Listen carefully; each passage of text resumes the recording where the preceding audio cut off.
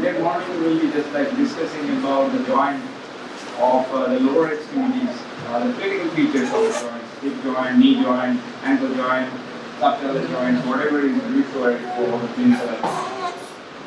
But right now we are in the pelvis or abdomen. We already have begun with this the pelvis. So on we have learned about this knee bone and we learned about this particular the part of the hip bone which is related to the abdominal pelvis, right? We have the previous hip bone which is related to this abdomen cavity or pelvic cavity. Today we are going to talk about the pelvis or bony pelvis and the boundaries and etc. So how many of you have an idea about the pelvis? Do you have an idea about what is pelvis or what we are going to talk about today? So if you don't have, just like we cannot, we just get build on it, right? So the pelvis is considered here is the articulations of the bones, which is present in the lower part of the abdominal pelvic cavity. That means we have the two hip bones, which is consisting of three individual bones fused together, ilium, ischium, pubis. And ilium, ischium, pubis having a hip bone which is present on the right side, we call them right side hip bone, and we have left side hip bone as well. So right and left side hip bone we have. Now, in the middle part of this particular hip bone, we have another additional bone, we call them a sacrum. The sacrum is placed in the posterior side in the middle portions of these, in between these two right and the left hip bone, and the lower part of this sacrum we have the tailbone, which is known as coccyx.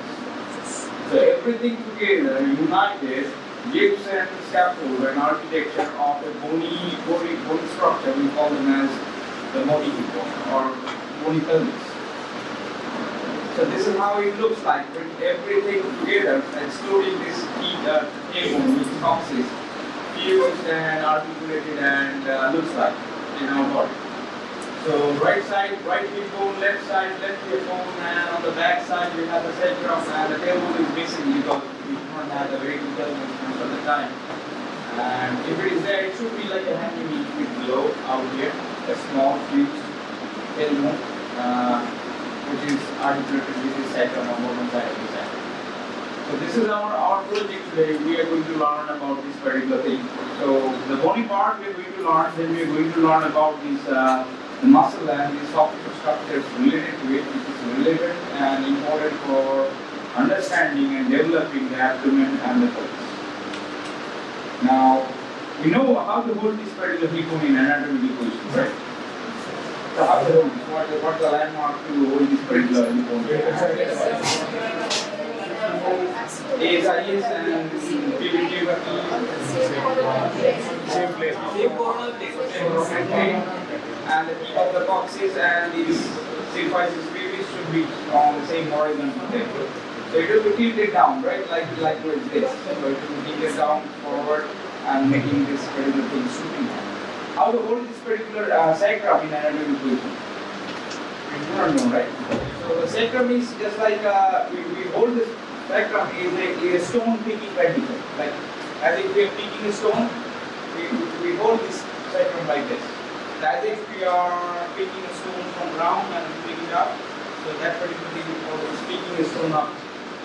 It is able to hold this particular sacrum in position. So it will be in the tilted down. So when you are going to learn in between the sacrum, we'll talk about this particular anatomical position. But for now, this particular thing it has to be held in normal anatomical positions whenever you are going to discuss about it. Now, the pelvis has the two entities. One part of the pelvis we call them as true pelvis. One part of the pelvis we call them as false pelvis. Now, this false pelvis is basically continuation of the abdominal cavity. So this abdominal cavity is continuing down. It is going down to taper down here, narrow down here. We call them as the false pelvis. The upper part, basically, false pelvis. Once you go down, we call this part as a true pelvis or the pelvis. Alright. So once you cross a border or cross a landmark, beyond that point, we call them as the true pelvis. Now the true pelvis has a cavity inside. We call this cavity as pelvic cavity. Right? So we are introducing few things here. One is true pelvis, false pelvis, and pelvic cavity. Right? So the false pelvis is a pelvis which is basically part of the lower part of the abdomen. So this abdomen, which is continued down, once it goes down lower part, that's a part which is approaching towards the pelvic bones. We call this part as the false pelvis. Once we reach to some bony landmark, we cross into a part of the pelvis, we call them as the true pelvis. That's what we are going to know. Like, what is the boundary to demarcate between the false pelvis and the true pelvis. Alright? And once we get into this pelvic cavity, we are going to talk about or learn about the pelvic cavity boundaries. So whenever you have entered a cavity, the cavity should have some boundaries. So we have to address the boundaries whenever we are going to talk. Okay? Yeah. Sorry? Arcuate line? We are going to talk about. Hold on. So, we are okay with this? Pelvis, false pelvis? Alright, good. Now, the true pelvis and the false pelvis.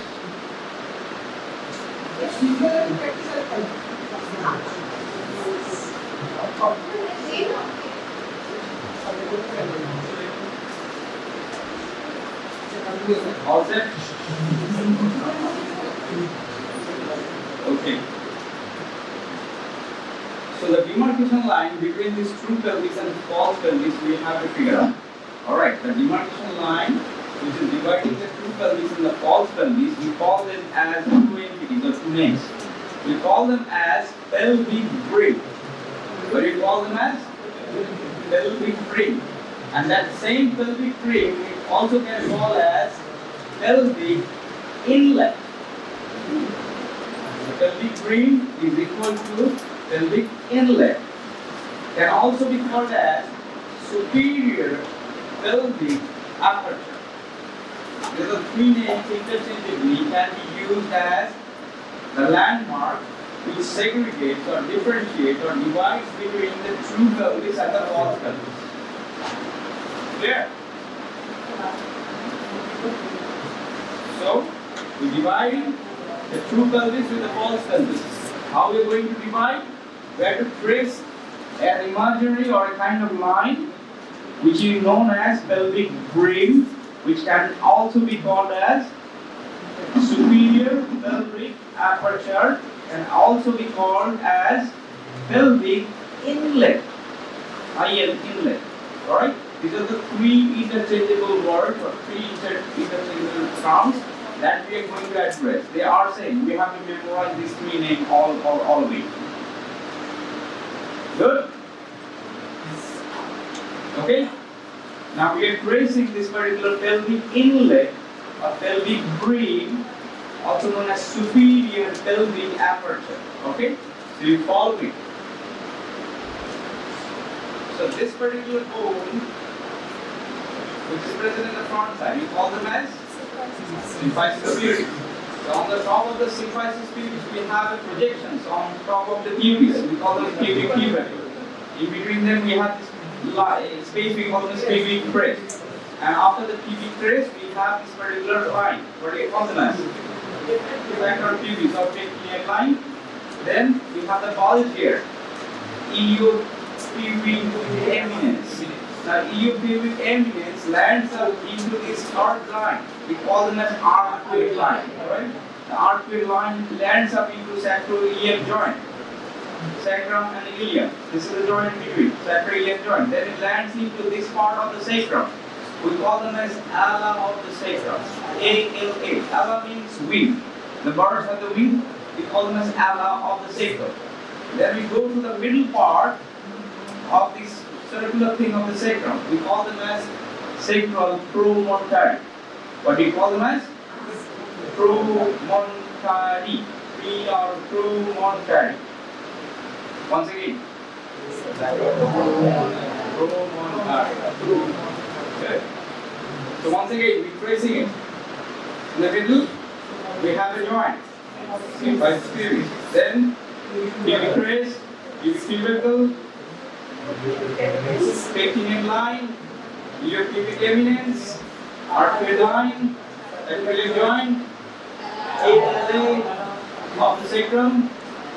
Then that pro thing, promontory. All right, try it out.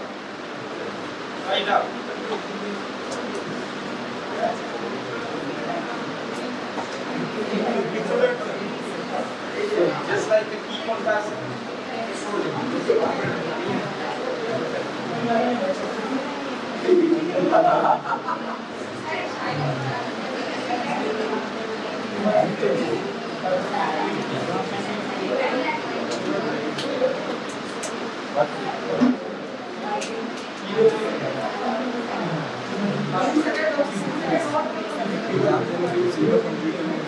Alright?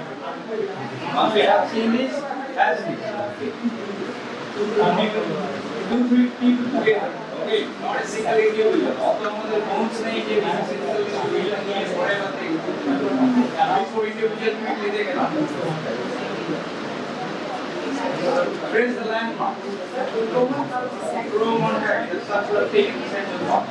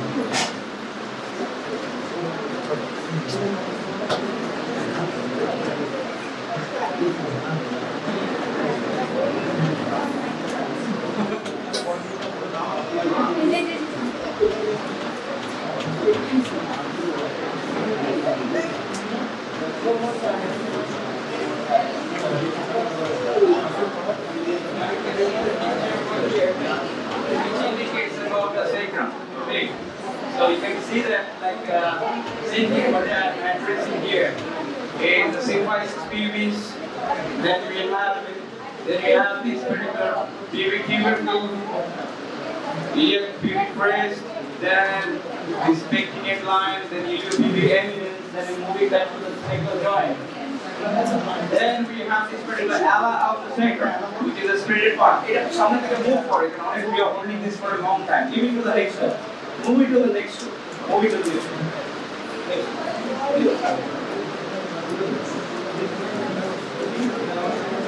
So then we have the ala of the sacrum. Then we have the central part, which is known as promontory.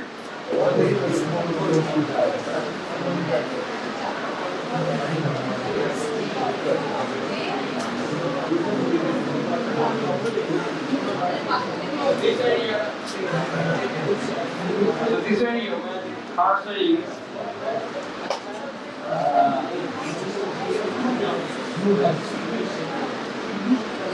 this area where the cursor is, that part indicating over here is the ala of the sacrum. Then we're moving to the central part, which is the circular thing, which is basically the body of the sacrum, or fused body of the vertebra.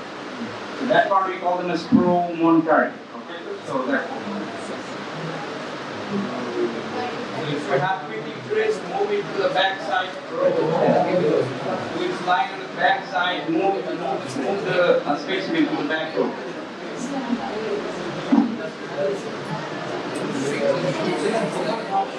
All right, pass it. Pass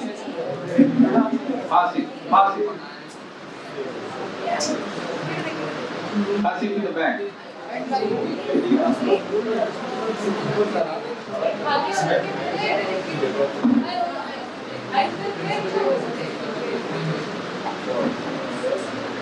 Move it to the back. You cannot take it for a long time, so that everybody gets a chance of looking into it. So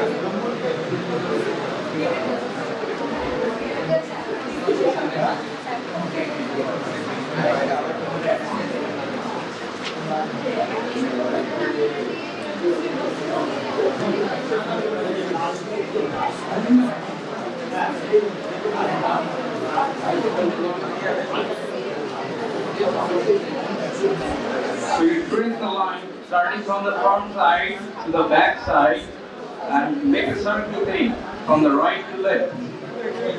If you find this particular thing which is moving from the front side and coming to the back and again from the back to the front, you will make basically circling back. Now this particular whole thing we call it as pelvic brim. So has everybody got a chance to look into it? Alright, quickly move through. Quickly move through. Okay. So has everybody got access to the bones? Looking in the pelvic brim. So how this pelvic brim is constituting off in bones? Starting from the front side, symphysis pubis. Then we have this particular crest. Then you have the tubercle. Then pectoral line. Then ilium pubic eminence, armpit line, sacroiliac joint, ala of the sacrum.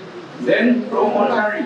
Then on the left side ala, sacroiliac joint, armpit line, eminence, pectoral line, crest. Yes, the whole thing.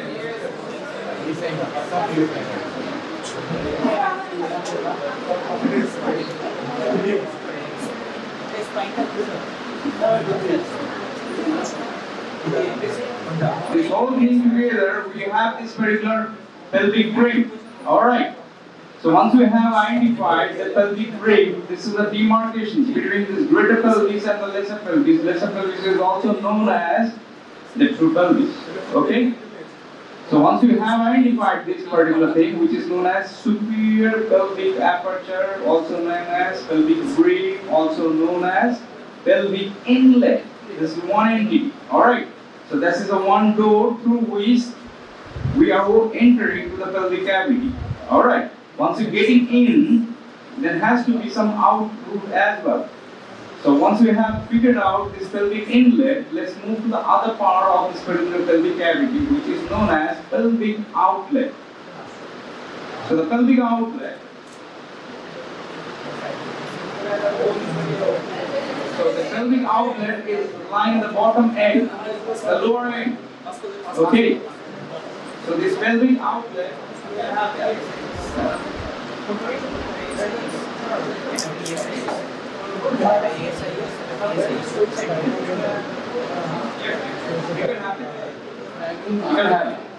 Alright, this is the pelvic outlet. Now you figure out if you have the bone with you. Alright, focus here. If you have this pelvic bone, articulated pelvis, you figure out where is the locations of this pelvic outlet. Looking at this picture, this is the pelvic outlet. So this is the bottom end of this particular articulated pelvis, which is indicating towards the pelvic outlet. Then do you have this? Who has the bone? One. Other two? Alright. Okay, fine. So you figure out where is the pelvic outlet region. Now you figure out the bony landmark on that particular side, which is making this particular pelvic outlet. So lower end of the symphysis pubis, you figure out the lower end of the symphysis pubis. Then you figure out this particular back side, tip of the coccyx. Because we do not have the coccyx infused in here, you can figure out the bottom end or lower end of the sacrum, which may be just like indicating or representing that particular tip of the coccyx. So the anterior end and the posterior end of these particular bones you can figure out. And on the side, you can figure out two bony landmarks. On the sides, there are two bony landmarks on which you are sitting. You are sitting on which bone? Now figure out ischial tuberosity. Figure out the ischial tuberosity. Yes, ischial tuberosity. Now you join these particular dots over there, these landmarks. Symphysis pubis lower end, coccyx, tip of the coccyx, and the lateral side of this particular ischial tuberosities. So these are the three bony landmarks here and here. Ischial tuberosities, tip of the coccyx, And then this once you identify the symphysis pubis, now then to the ischial tuberosity, in between them we have the ischiopubic rami. Yeah, figure out the ischiopubic rami. So in the front side we have the symphysis pubis, then we have this ischiopubic rami, then we have this ischial tuberosity. You conquered. You follow it or not? Follow with the parchona. You can have.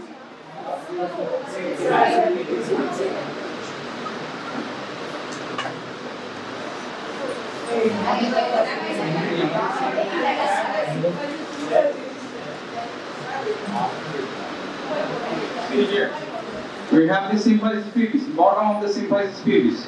Then you have the ischiopubic rami, which is going down and ending towards this particular bony part, this ischial tuberosity. Now, on the ischial tuberosity is ending there. Then on the back side, we have this particular tip of the coccyx, so it should be present on here.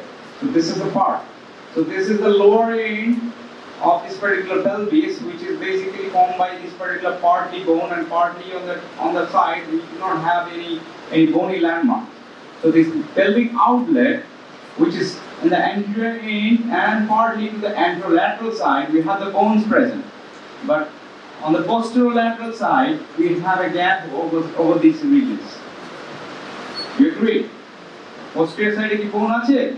We have the bones present on the posterior side. We have a gap over here. So this particular gap region on the posterior side is bridged by the presence of some soft tissue structures like ligaments. Okay. We have a couple of ligaments existing from this particular sacrum to this particular hip bone, which is bridging this particular lower end of the pelvic cavity, which is known as pelvic outlet. Okay. So we have this particular text. Two bones present in here. There are two bones present in here. One is extending from this particular sacrum going to the ischial tuberosity. We call them a sacrotuberous ligament. Sacrum to ischial tuberosity.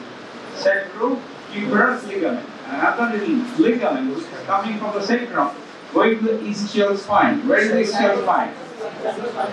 So that particular spine, ischial spine, we call it a sacrospinous ligament. So these two ligaments are feeding this particular soft tissue structure on the posterolateral side to give a shape to this particular pelvic outlet. Now if you compare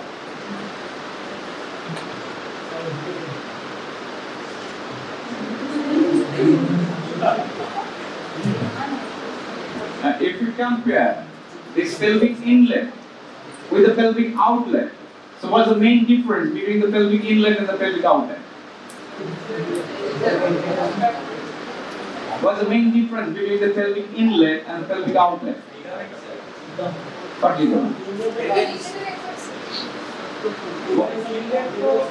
Continuous border. What is up down?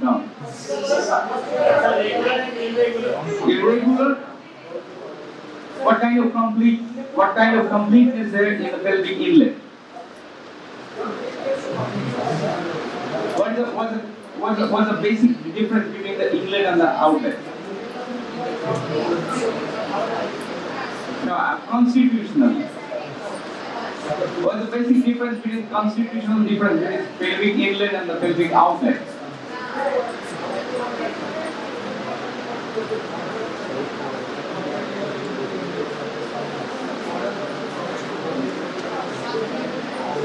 Pelvic inlet and pelvic outlet. What is the basic difference of it? What's the basic difference of pelvic inlet and outlet?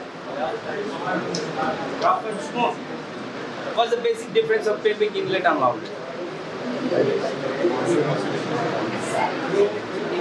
What do you mean by the continuous?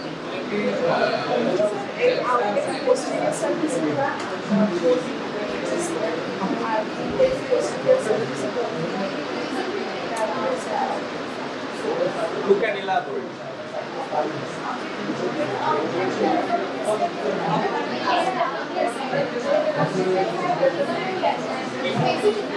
Basic difference.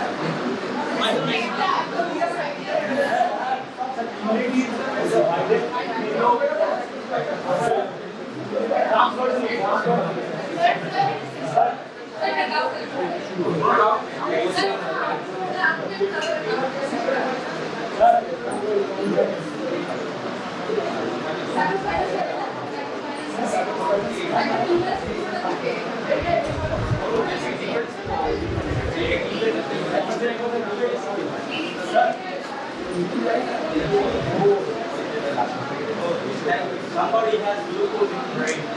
One case convex. Yeah, I got the answer. So after scooping your brain, what I found, you do not get enough glucose from the canteen. So buy some sugar. Buy some sugar and keep that in pocket. Whenever you come to anatomy class, get this sugar done. Get your blood glucose level a little bit raised up. Okay. If you come here and doze and sleep, your marks and anatomy knowledge will sleep, and so your medical career will be there.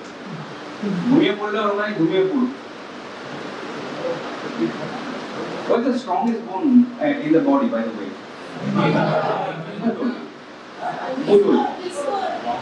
Hip bone. What's the essential bone to become a doctor? You must have bone to become a doctor.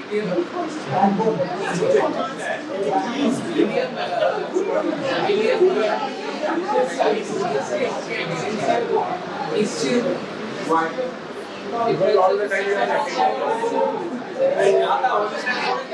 Because we sit on it and sleep all the time, right?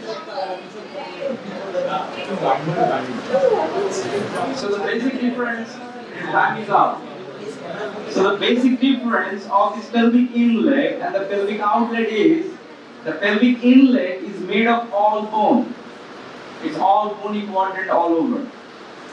And the pelvic outlet is partly bony, partly soft tissue structure. And you keep on writing. Now people okay, well, no one.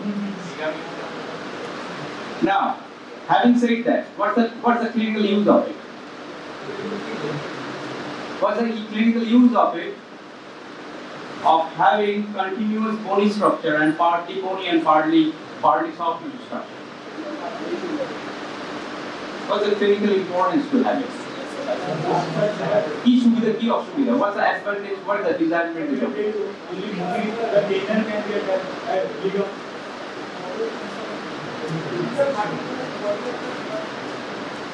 What's the point in having all bone and partly soft tissue made of any cavity? What?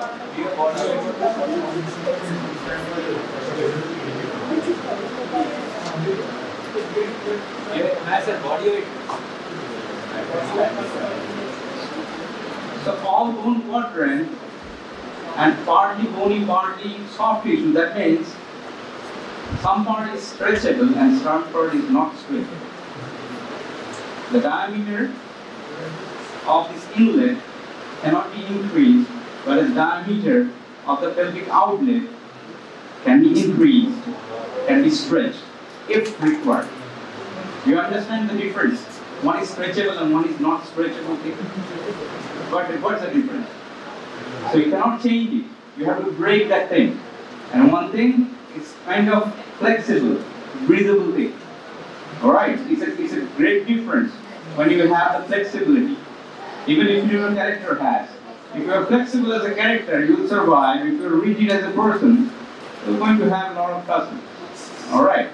But anyways, so there's a basic difference of having this particular true pelvis and the false pelvis of the knowledge, what we're going to have. Okay? So let's go back to the thing, whatever we have started this. Now this is what we are learning. This is the abdomen cavity. This is the lower part of the abdomen cavity we are focusing here.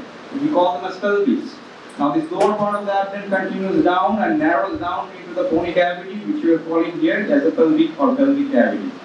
So this particular pelvic cavity can be divided into two parts. Upper part, which is known as the greater pelvis, and lower part is the lesser pelvis, also known as true pelvis. The greater and lesser part is divided by the pelvic brim, which is all bony quadrant, which you have seen, starting from the front side and the back side, right? And you have margins. Now, this lower limit of this particular pelvic cavity, which is known as pelvic outlet, which you will next here. So partly bone, partly stretchable structure, which is made of partly ligament or soft tissue, making this particular pelvic outlet here. Below the pelvic outlet, under to it, we have the space, we call them as perineum. So we call this particular abdomen cavity, pelvic cavity, and perineum. Alright, so we will talk about this later. So this is the basic architecture of the abdomen cavity or abdomen pelvic cavity. This is what we have done. Abdomen cavity, greater pelvis, then pelvic cavity, proper or true pelvic cavity, which is indicated or demarcated by this pelvic brim. You know how to demarcate or how to trace this particular pelvic brim. And the lower limit of this pelvic cavity, we call them as pelvic outlet. And once you go down below the pelvic outlet, the orange shaded area which you see here, we call them as perineum. The lower limit of this particular pelvic cavity, we call them as pelvic outlet. And the upper limit, we call them as pelvic inlet. The other name of pelvic inlet is pelvic brim. Other name of pelvic brim is superior pelvic aperture. Now what do you call them as pelvic outlet? Inferior pelvic aperture. Where is the inferior pelvic aperture? Down here. Also known as pelvic outlet. Okay? So we have two pelvis here. Greater pelvis and the lesser pelvis. Clear about it? Any doubt? Any queries? True pelvis? False pelvis? বোঝা গেল বলতে পারবে পরীক্ষায় কোনটা true pelvis false pelvis yes or no so how to differentiate between the abdomen cavity and the pelvic cavity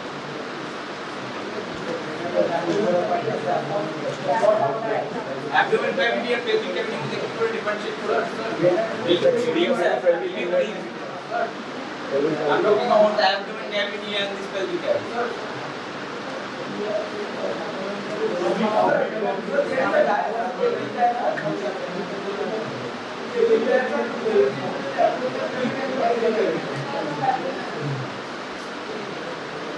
When you have abdomen, says pelvic cavity শুরু হচ্ছে কি করে বুঝবে how we are going to say that this is abdomen cavity is ending here and pelvic cavity is ending the pelvic outlet. Pelvic outlet. Pelvic outlet.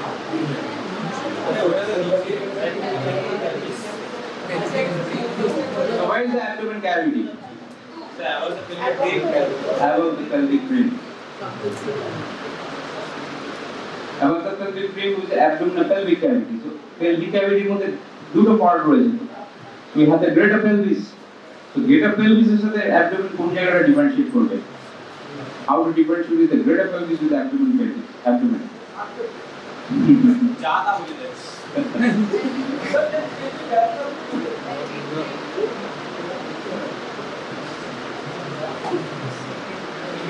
So for differentiating between the abdomen and the pelvis, you have to figure out this line. Iliac crest. Between this particular iliac crest, so above that we have the abdomen cavity proper. Then you have this greater pelvis. Then we have the lesser pelvis. Will you have a difference? You see this imaginary line. Do you see the imaginary line here? Which is joining this iliac crest on the right side and the left side. If you are unable to see, you can stand up and just like have a look into it. You can just like have a view of this.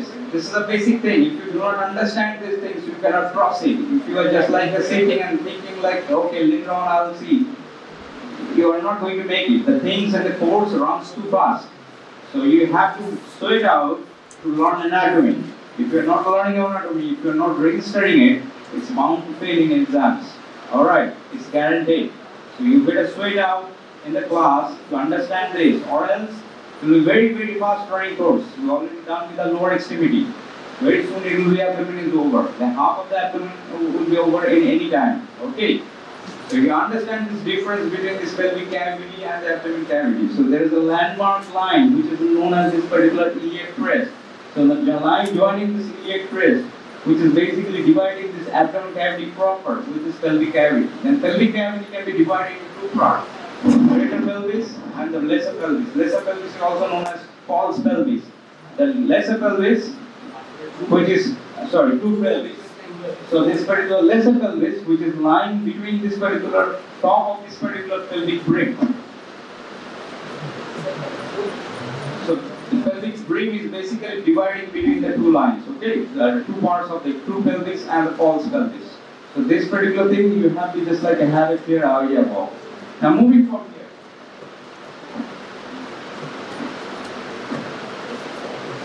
This is the ligament I was talking about.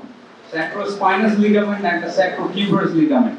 This particular ligament are coming from the sacrum and ending on the ischial tuberosity. We call them as sacrotuberous. And another set of ligament which is coming here from the sacrum and ending on the ischial spine. We call them a sacrospinous ligament. So you trace these two ligaments in this particular picture and find out what is the importance of this, which I am going to ask about. So you trace these two ligaments, sacrospinous ligament and the sacrotuberous ligament. Alright? Now I am going to ask about, have you traced it? Sacrospinous and sacrotuberous ligament? Yes or no? Yes? 100% yes? Yes. Okay, so what is the function of sacrotuberous ligament? What is the function of sacrotuberous ligament? So it is touching from the sacrum to this ischial tuberosity, right? So it is converting the lesser side not into the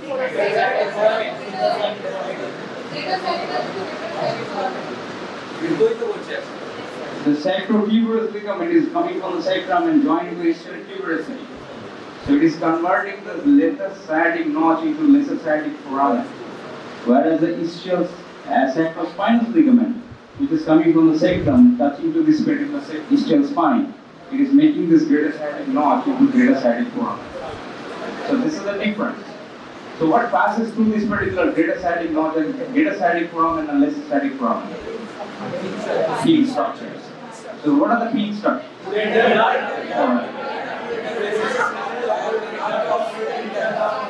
Okay, so those are the three structures that is passing through between these two foramens, getting in and coming out of this. So that's the importance of this particular sacrospinous and sacrotuberous ligament. Alright. So these two ligaments are often tested in examination. Now out of these two ligaments, sacrospinous and sacrospinous, which one do you think you can touch by doing clinical examination? By doing some clinical examination, by any chance, can you feel any of these ligaments? Don't throw random words unless until it is justified. Can you justify something? If you cannot justify, just do not throw random things. That's it.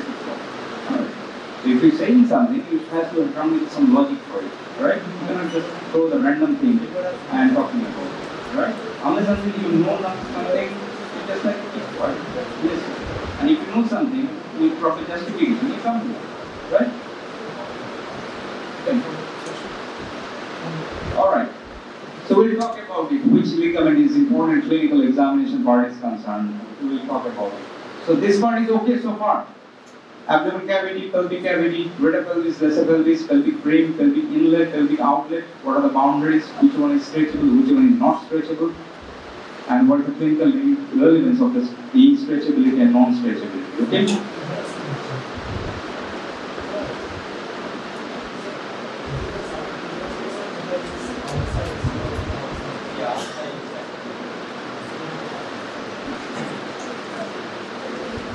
Now coming to the joints which this pelvic cavity has, there are two joints basically which this pelvic cavity has. One is on the front side, which is the symphysial joint, symphysis pubis. What kind of joint it is?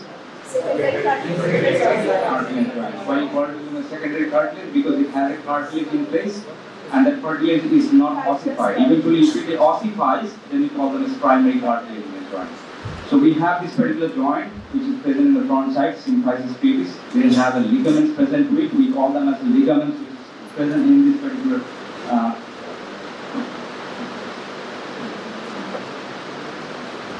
superior and outward ligaments of the pubic ligaments, which is present in the front side, which is the front joint. The back side, we have the two joints which is present on the back side, which is known as sacroiliac joints, right side sacroiliac, left side sacroiliac joints.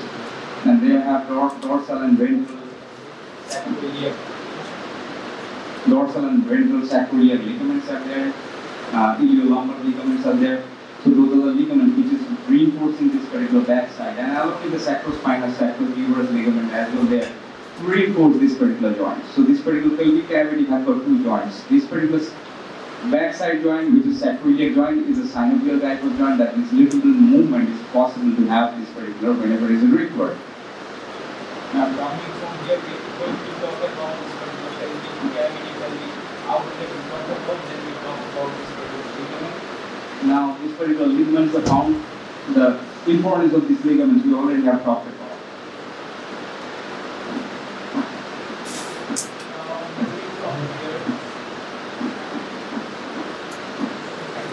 About the pelvic cavity proper, then we go for the clinical thing. So once you get into this particular pelvic cavity or pelvic cavity proper, which is basically between this pelvic inlet and the pelvic outlet. So this is the pelvic inlet and this side is the pelvic outlet. So in between them we have the space. So that particular space we call it as pelvic cavity. Now this pelvic cavity has got boundaries. What are the boundaries? Anterior boundary, posterior boundary, and the two sides lateral boundaries are there. There are a number of structures which is making this particular boundaries that you have to figure out. The front side is basically made by this particular joint, which is symphysis pubis, and along with the skin, subcutaneous tissue pads, and soft tissue structure present. On the back side, we have this particular bone, sacrum, and the coccyx, which are the things which is making the backside cavity. Along with the muscle which is present on the backside, like piriformis, etc., which are present on the backside. These are the things which is making the backside cavity walls. Coming to the lateral side, what are the structures that are present on the lateral side? We have this particular bone, which is this obturative membrane is there on the sides. Ischial tuberous is there, which is as a part of the bone, and along with that on the lateral side we have this muscles present, which is along with the obturator is there, obturator internus, obturator externus present on the both sides, which is making this particular joint. Along with that, we have some muscles present. So these are the features which is present on the lateral side or lateral wall of this particular pelvic cavity. So obturator membrane, obturator crest, all the structure features present on the side, and along with that we have this muscle. This is what we have mentioned about. We have this particular sacrum pubis and the piriformis muscle predominantly present on the posterior side, which is making this particular joint, which is making this particular cavity on this side. Alright? So these are the cavities which is present on this front side wall, back side wall, and the lateral side cavity walls. Along with that, we are going to talk about something about this particular cavity, which is known as the lower limit of this particular cavity. We talked about the lower limit of the cavity, which is known as pelvic outlet, right? So this pelvic outlet which is present in here. Now this pelvic outlet normally is patched or covered by a musculocutaneous structure. Do you follow me? You following me? So what I'm saying, the pelvic outlet which is present in the lower side that we have learned is in a normal living condition is patched or covered by a musculocutaneous structure. That particular musculocutaneous structure which is patching this pelvic outlet, we call them as pelvic diaphragm. I repeat again. So we learned about this particular pelvic cavity. So pelvic cavity has an opening which is present on the upper side. We call them as pelvic inlet. And then we enter into the cavity. That cavity we call them as pelvic cavity. Pelvic cavity have got walls, anterior wall, posterior wall, lateral walls. Now this pelvic cavity, other end of this pelvic cavity we call them as pelvic outlet, right? Pelvic outlet is partly made by the bones, partly ligaments and the muscle which is making it. Now this pelvic outlet in normal conditions have a musculocutaneous structure attached to it, which is making the floor of the pelvic cavity.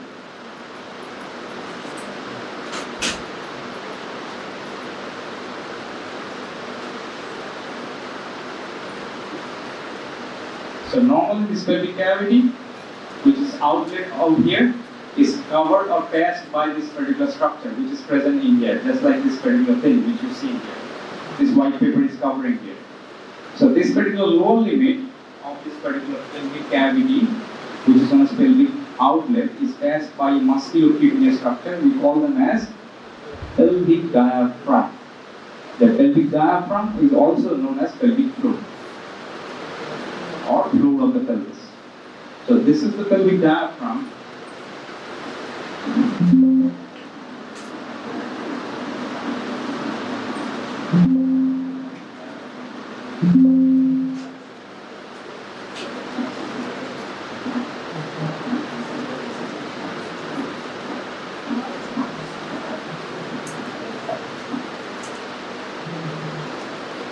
This is what we are looking from this above of this particular pelvic cavity.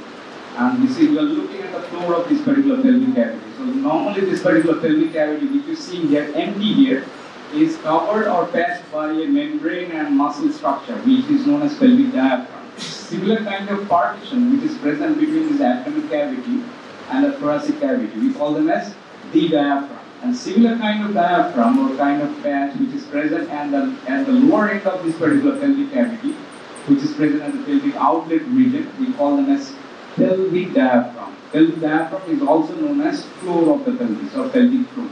It is made by some muscles which is known as levator ani and coccygeus muscle.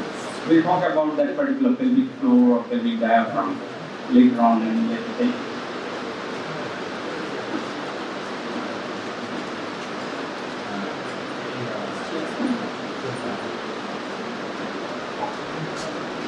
Let's have a quick recap about this particular pelvic cavity. So the pelvic cavity, I've got few walls. Anterior wall, this is the anterior wall, right? Made by this pubis and the soft structure, skin and all this anterior wall structure which is lying on the front side. This is the back side, made by sacrum and coccyx. And by on the top here we have a muscle. It is known as piriformis or piriformis. This is the lateral wall of the pelvis. Made by this opening, guarded here, obturator membrane. Inside we have this muscle, internal obturator, and along with that outside obturator external. Alright. Then we have this particular floor here. So this is known as the pelvic outlet. The pelvic outlet is covered by a muscular structure. We call it as pelvic diaphragm. Pelvic diaphragm is also can be called as pelvic floor because this is a cavity, this is the floor. This is a room. This roof which is open. The floor which you are sitting here. This is the floor on which we are starting. This floor we call them as pelvic diaphragm, also known as pelvic floor. It's made of some muscles and tendinous structure or soft tissue structures. Right? The pelvic diaphragm is made of a couple of muscles. One of the muscles we call them as levator ani. We call them as levator ani. We talk about the levator ani in the later classes. And coccygeus, which is a muscle present on the back side. These are the two structure or two muscles making this posterior side. Okay? Good so far? Have any doubts about this particular pelvic cavity, pelvic inlet, pelvic outlet, pelvic floor? Abdomen cavity proper, how this abdomen cavity is continuing to this greater pelvis, then lesser pelvis or true pelvis, and then the lower limit of this pelvic cavity is limited by the floor, also known as the pelvic diaphragm. And the wall which is present on the front side, back side, laterally, right side, left side, and the muscles which are related to it. Okay? Good or not?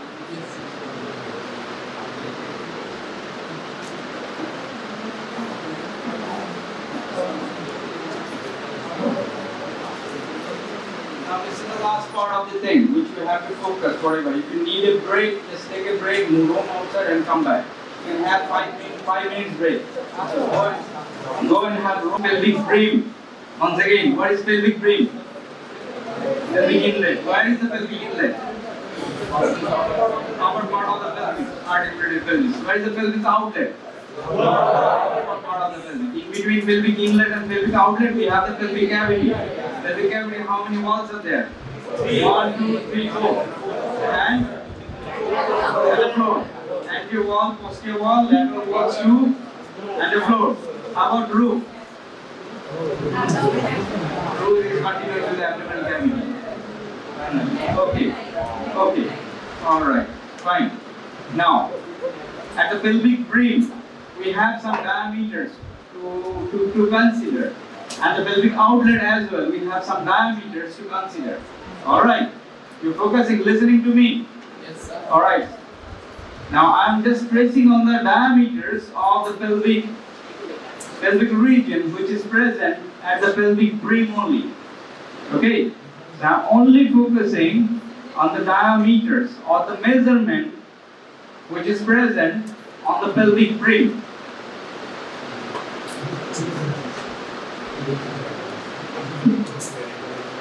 Now you focus here. This is the pelvic brim, right? Agree? And this is the pelvic outlet. Okay? So pelvic outlet and pelvic brim, which is pelvic inlet. So the pelvic inlet have got some measurement or lengths. The pelvic brim can be measured from side to side, can be measured from anterior to posterior aspect, can be measured from oblique direction as well. Okay? So these diameters, we call them as pelvic outlet, pelvic inlet diameters. If you are measuring at the pelvic inlet, we call them as pelvic brim diameters. If you are measuring in the pelvic outlet region, the anterior posterior diameters, or transverse diameter or oblique diameter, we call them as pelvic outlet diameters. Now out of these two, I am focusing only in the diameters which is present at the pelvic brim or pelvic inlet. Okay? Now, at this particular pelvic brim, we can measure this from different aspects. That's what I'm saying. From anterior to posterior, like symphysis pubis to the sacrum. I can measure it, I can get a length. Agree? Yes or no? I can measure it from the sides. If I measure it from the side, like sacral promontories, which is like iliopubic eminence on the right side and left side, I get a length. We call them as transverse diameters. Similar to this, if I measure it from the oblique direction, like iliopubic eminence to the sacral joint or sacroiliac joint, I can get another direction or another measurement. We call them as oblique diameters. Alright? So three way I can measure this particular pelvic brim: anterior, posterior, transverse, and oblique. Out of these three, I'm only considering the anterior posterior diameter. So I'm reducing the burden. I'm dropping every diameter. I'm only considering the diameter which is present from the anterior aspect to the posterior aspect of at the level of pelvic brim, not anywhere else, only at the pelvic brim. Follow here? Agree? Now, whenever you're measuring a diameter, we have to know the ends of the diameter, from where you are entering the one point and where you are ending to the other point, front side and the back side, right? So out here, whenever you are measuring the diameter, the front side parameter is the symphysis pubis. And the back side, we have this promontory or this particular sacrum body in the middle part. So we are measuring this particular anterior posterior diameter from the symphysis pubis to the straightway to the back. This particular sacrum promontory. You have to say where is the sacral promontory? The middle or central part of the central promontory, which is in the central part roughly here. Alright? Now, we can measure this anterior posterior diameter of this particular pelvic brim from three aspects. Now follow here. I can measure it, I can scale it from the superior part of the symphysis pubis to the sacral promontory. Can I? Like this. The top of this symphysis pubis to this particular middle point of the sacral promontory. I'll get a length. Agree? Similar to it, I can measure it from the bottom end of the symphysis pubis to this middle of the sacral promontory. And with this, another way, I can get a length. Agree? Yes or no? Similar to it, I can measure it from the inner margin of the symphysis pubis to this middle of the sacral promontory. So I can put this particular landmarks or vary this particular anterior point from where we are measuring it, superior aspect of the symphysis pubis, bottom aspect of the symphysis pubis, and the middle of the posterior side of the symphysis pubis to this sacral promontory. The posterior landmark is fixed here. We are not moving this posterior landmarks. Okay? So once again, let's drill it. So what is the posterior landmark for measuring this anteroposterior diameter in the pelvic inlet? Midpoint of the sacral promontory. You have to precise. Midpoint of the sacral promontory, that's the fusion point. North-side point is variable. Symphysis pubis. What is the front point or the measurement point of this pubic symphysis? Now, symphysis pubis is a broad entity here. So that's why we can measure it from the upper end, lower end, and this middle of the posterior side, back side. Alright? And measuring here, we'll get different lengths. Now once we get this length, we call these lengths our anterior posterior diameter as conjugates. What do you call them as? Conjugates. Alright? So 3 conjugates we'll be getting. We'll be getting 3 conjugates. If you're measuring it from the top side or on the superior aspect of the symphysis pubis to this middle of the sacral promontory or the middle of the sacral promontory, we'll get a length or a conjugate. We call them as anatomical conjugate. If you measure it from the bottom end of the symphysis pubis and measure it to the middle of the symphysis pubis or midpoint of it, we get another length, another conjugate. We call them as diagonal conjugate. Okay? And the third conjugate, what's the third conjugate? The middle of the posterior side of the symphysis pubis to this middle point of the middle point of the sacral promontory, midpoint. Then we find another conjugate. We call that conjugate as obstetric conjugate. You hear it? Now repeat it. What are the 3 different conjugates we are getting? Tell me the names of it. No, one at a time. Don't make it like calling everybody. So, one conjugate at a time. So I'm just like repeating these landmarks. You just tell me the name. Okay?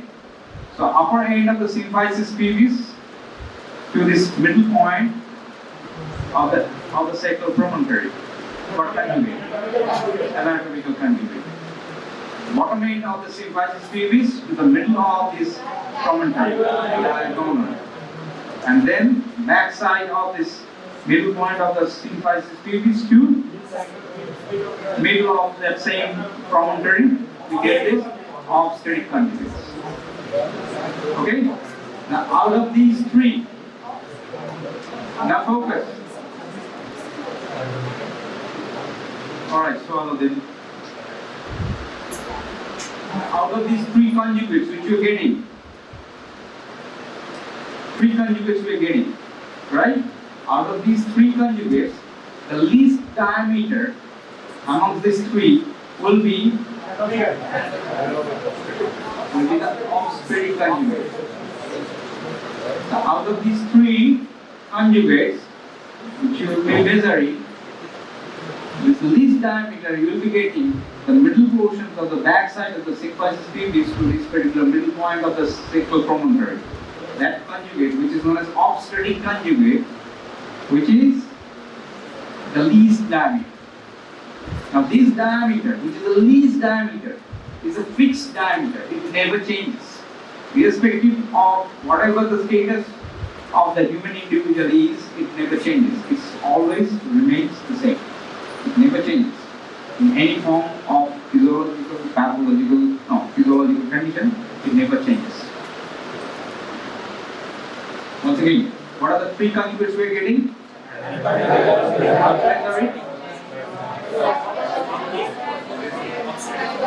Then next one.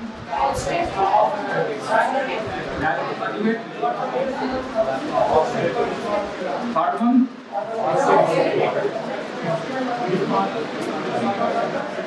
Out of these 3, which is the least one? Conjugate. What's the importance of obstetric conjugate?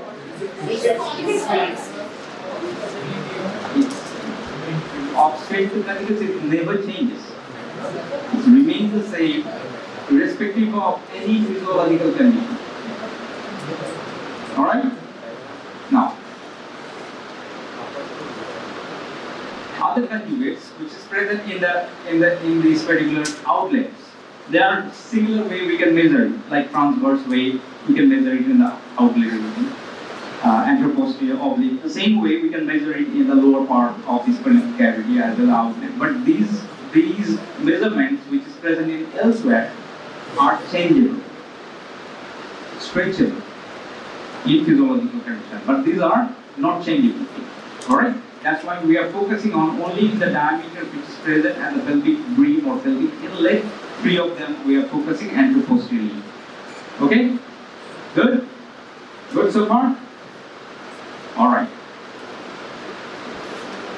Now as we are saying, this particular diameter which is obstetric conjugate, which is fixed diameter, that means irrespective of any condition it's not going to change or not going to stretch. So this diameter has to be a diameter so that whenever in a physiological condition, which is known as childbirth process, the fetal presenting part, it has to pass through these fixed diameters. So if the fetal part, if it is more than this particular fixed diameter, the fetal part cannot pass through. You getting it what I'm trying to say? So if the fetal presenting part, which is the most largest fetal presenting part is the head. And in the head, the most diameter in the head is the biparietal diameter. That means from here to here, right to left. This diameter is the most in case of the fetal head, which is 9.5 centimeters. How much? 9.5 centimeters. So this particular obstetric conjugate, which has to be more than 9.5 centimeters to allow the fetal head to pass through, to go down through the vaginal tract, to come out through this birth tract and get out, to get a normal vaginal or normal delivery. Now, if the fetal part, if the fetal head is more than 9.5 centimeters, can it happen? Yes, it can happen. If the head is too large, the head is having some kind of disease. Say for example, if it is 11 centimeters biparietal diameter, what is going to happen then? So if that particular diameter, which is obstetric diameter, if it is more than 11, then this particular fetal part will pass through. If not, then we have to go for other surgeries or do some cesarean section to take the baby out. Right? That's the point we have to consider out here. Was that knowledge of this particular diameter is this important. Okay? So this particular diameter, which is normally we have, is 11 centimeters, which is obstetric conjugate. The normal obstetric conjugate, which is normal individual have, female individual have 11 centimeters. Normal, it could be less. In individual, it could be less. So that's the point we have to assess this particular transverse fixed diameter, which is obstetric conjugate in a expecting mother, if it is more than 9 centimeters measurement of the anteroposterior diameter it has or not, before it goes through the childbirth process, which is labor. If the labor state sets in, we cannot assess at that time. We have to assess prior to that. When the mother coming to the clinic, we have to assess it beforehand, whether it is with the ultrasound or clinical examination, whether we use this particular anteroposterior diameter, if it is allowing this particular fetal head to pass through. So normal thing, we just like see 11 or 10.5 to 11. Normal fetal presenting part, considering here 9.5 centimeters.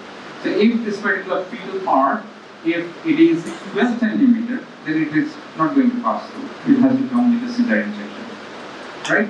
If this particular obstetric diameter, if it is 9 centimeters, what is going to happen to the normal childbirth process? Can it happen through the normal vaginal way? If this obstetric diameter, if it is 9 centimeters, will you allow this particular normal vaginal trackway, or you are not going to allow? Because the normal fetal presenting part is 9.5 centimeters. So if it is If this obstetric conjugate is less than 9.5 centimeter, you cannot allow this particular normal thing to happen. So that's the knowledge we have to carry here. All right. So this is the way to measure this thing. You are seeing here. There are three diameters which you are seeing here: the black color, red color, and this particular green color we have. Measuring it from different lengths. The black one is anatomical, the green one is diagonal one, and then we have the obstetric one, which is the red one. The red one is the least diameter among this particular three. Usually it is 11 centimeter, and this particular 11 centimeter, which is normal thing. But in some individual, it may be just like less than 11, but it has to be more than 9.5 to allow normal vaginal delivery. If it is less than 9.5, you cannot have it. Then you go for cesarean section straight away, no question asked. Doubts? Queries? No doubts, no queries. Good? Now,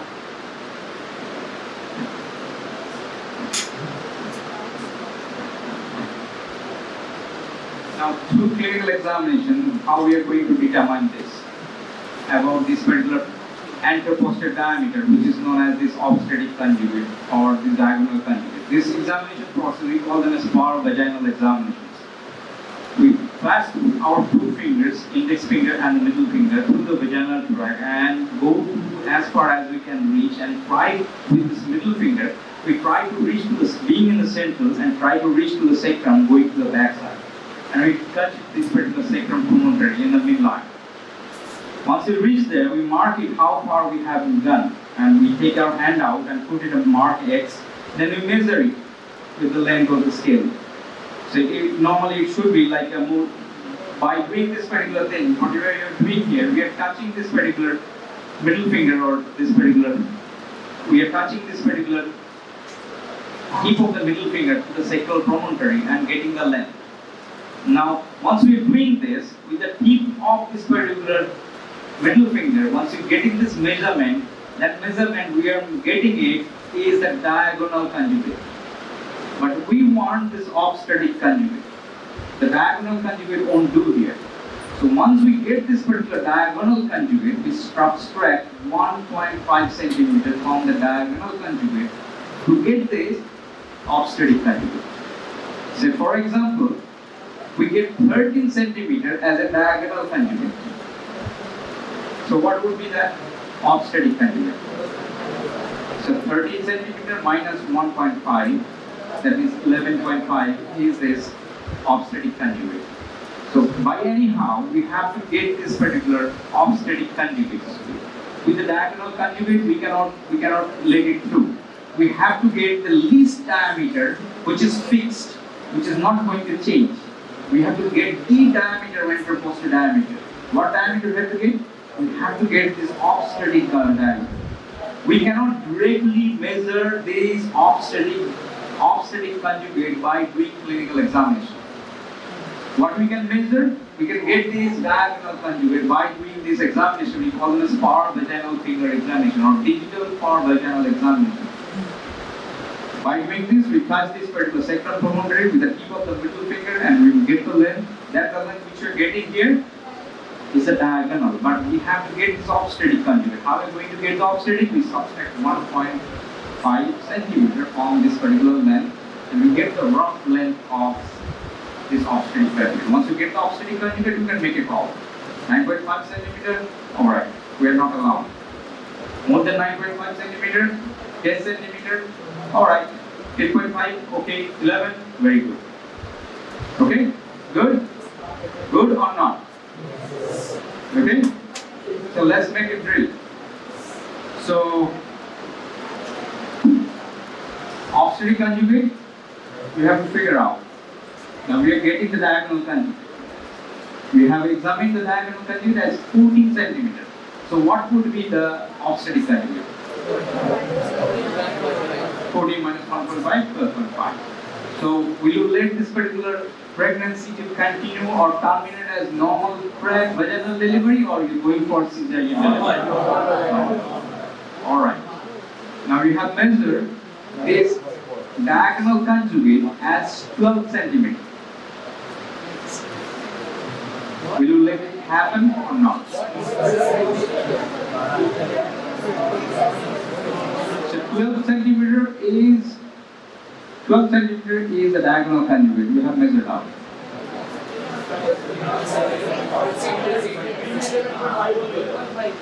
So 12 centimeter, normal vaginal delivery.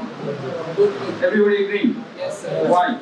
9.5 is the So what length we are getting? 10.5. So we have still length. Okay. So you are getting this particular obstetric conjugate, which is more than 9.5 centimeters. That's what we are saying. All right. So we are getting this particular length, which is 10 centimeters as diagonal conjugate. No. Why? Getting the length. Now, why this particular obstetric conjugate you are stressing on? Why you are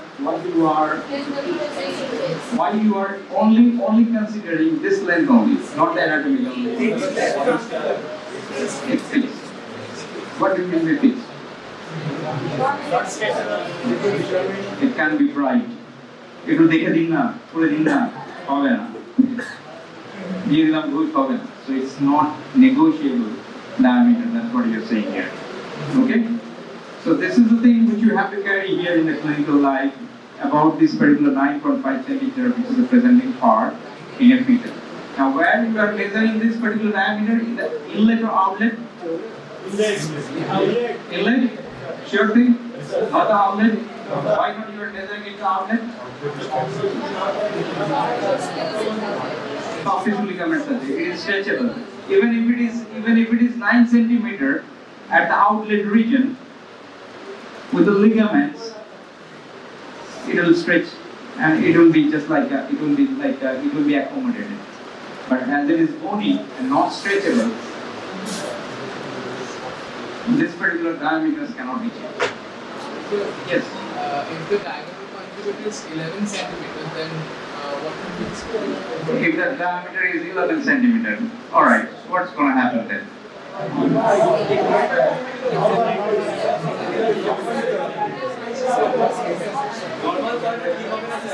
So 9.5 centimeter is the cutoff, right? So better to avoid that. So more than 9.5 we are okay with it. 10 centimeter if you get it, okay. 9.5 it will be very close call. Why to stress? Yes, we can do this now. X-ray is not. We are not doing the X-ray. We are doing the ultrasound. We can do the ultrasound and we do the ultrasound examination. Okay. Good. Good. Okay. Have question? Have question? No question. No questions.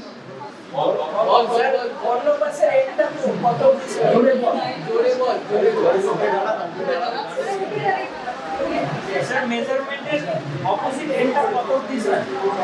Measurement is মানে একটা তো sacrum এর block আর ওই পাশের এন্ডটা কত দিন কিভাবে? No question. Let me ask one question. So we are measuring this diameter which you see here, which you are talking here is the diagonal conjugate. Why we cannot measure this obstetric conjugate rest?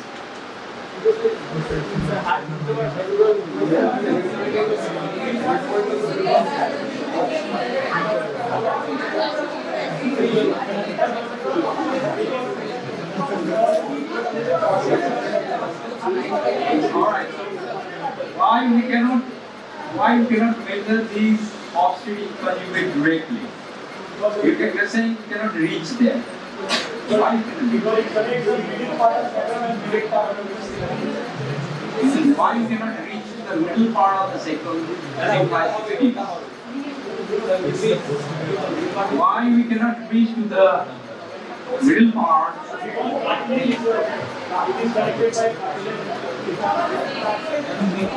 let you have this question with you and come with the answer next day.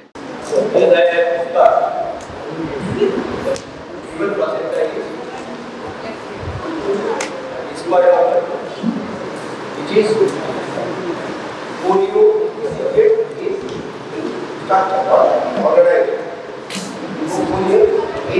function. Alright, polio-allantoid or polio-umbilical muscular. By this time, you are understood where from this musculature is coming. So it is polio-allantoid. You have understood the organized development. This is polio-basic way.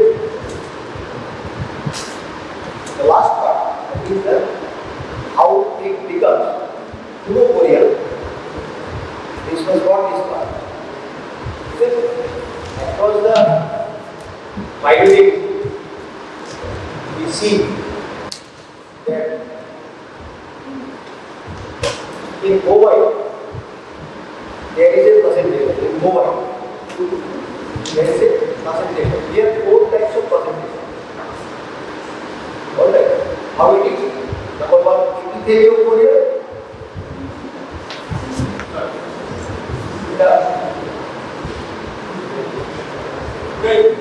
Find it out. Take it.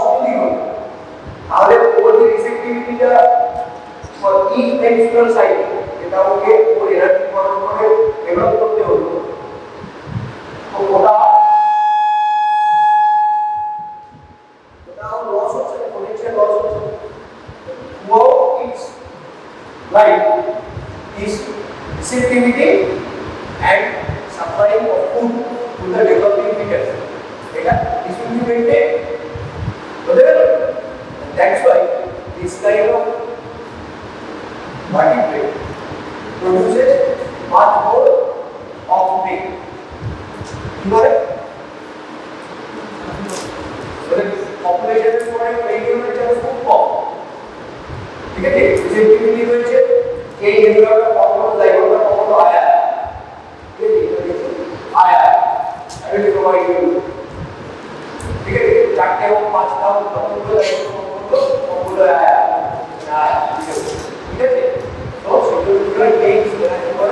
প্রচুর oxygen clear করে ইউরিথিয়াল line আমরা দাঁড়ানো দিই ওটা দিলে পিকডে দিয়ে দাঁড়ানো মানুষকে বলতে আর এটা কি হলো এই হলো পরি pix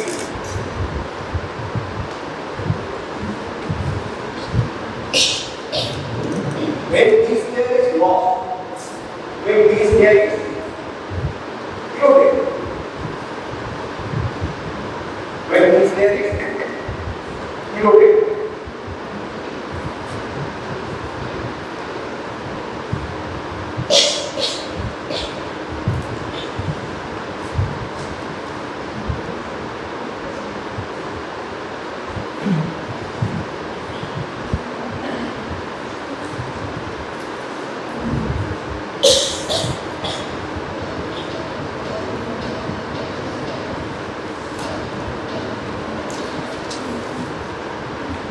these cells invade.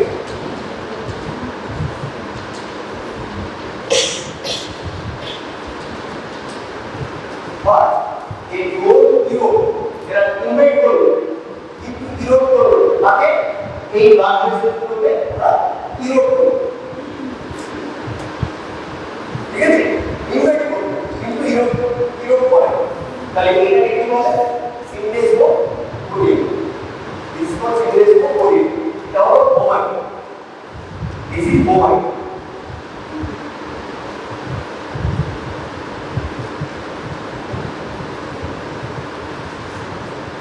Okay. If the invasion is deeper, if the invasion is deeper,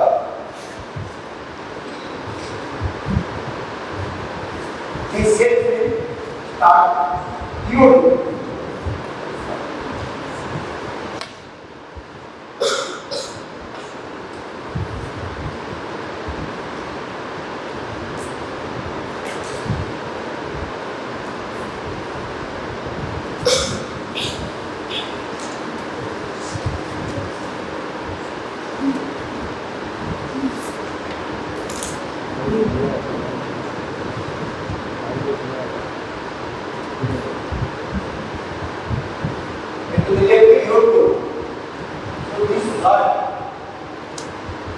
There will be C phases of blood, circulation of blood.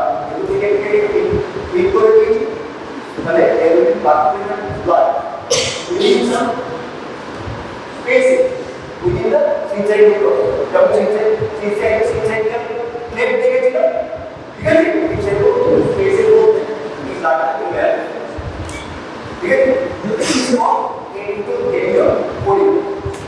This is called endothelial body. Inner of hand.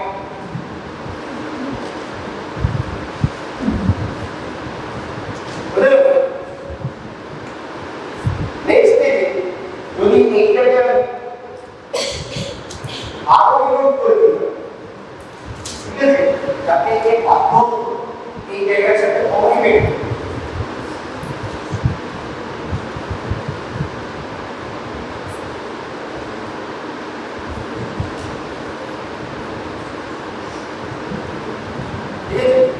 I have heated up the endothelial boundary of the blood vessel. That's inside the tuberous cells. I have heated up the endothelial boundary of the arteries and veins. That is the conduit. This involves conduit. This will burst, and these endothelial cells are replaced by the syncytial tuberosity contribution. Syncytial tuberosity ছিল সেগুলো মানে কি বসে বসে ওখানে endothelial পার্টটা সেটাকে complete করবে দিয়ে ওটা যেন পরি আটকে সেটার উপরে পরি দিয়ে এর উপরে ব্লাডটা কম হবে দিস ইজ কখন সেটাকে কি করবো রিমুভ করি দ্যাট ইজ কল্ড রিমুভ করি which is seen in human. Which is seen in human.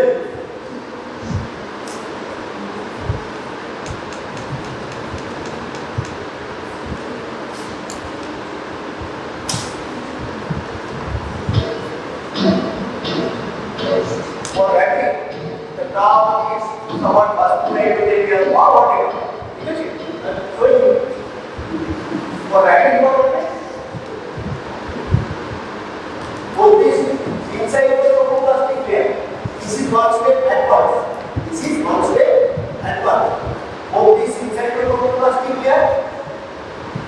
This. Which side? Towards the fetal side. Alright. The cytoplasmic here. And even this mesodermal layer is gets attenuated.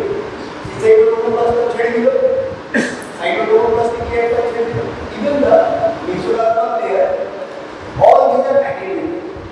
So that now the mesodermal blood into the layer, into the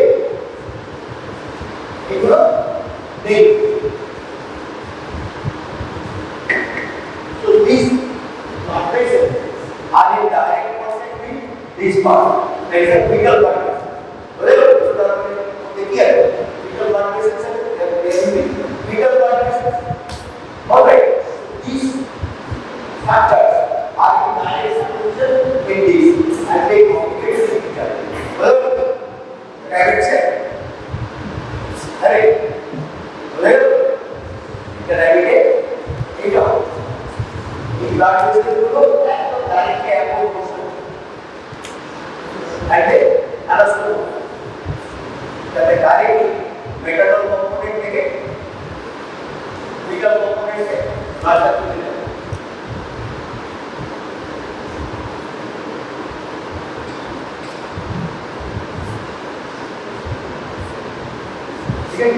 Remember, why do we take? Now I ask you one question. Why do we take rabbit place? Number M. Formation one.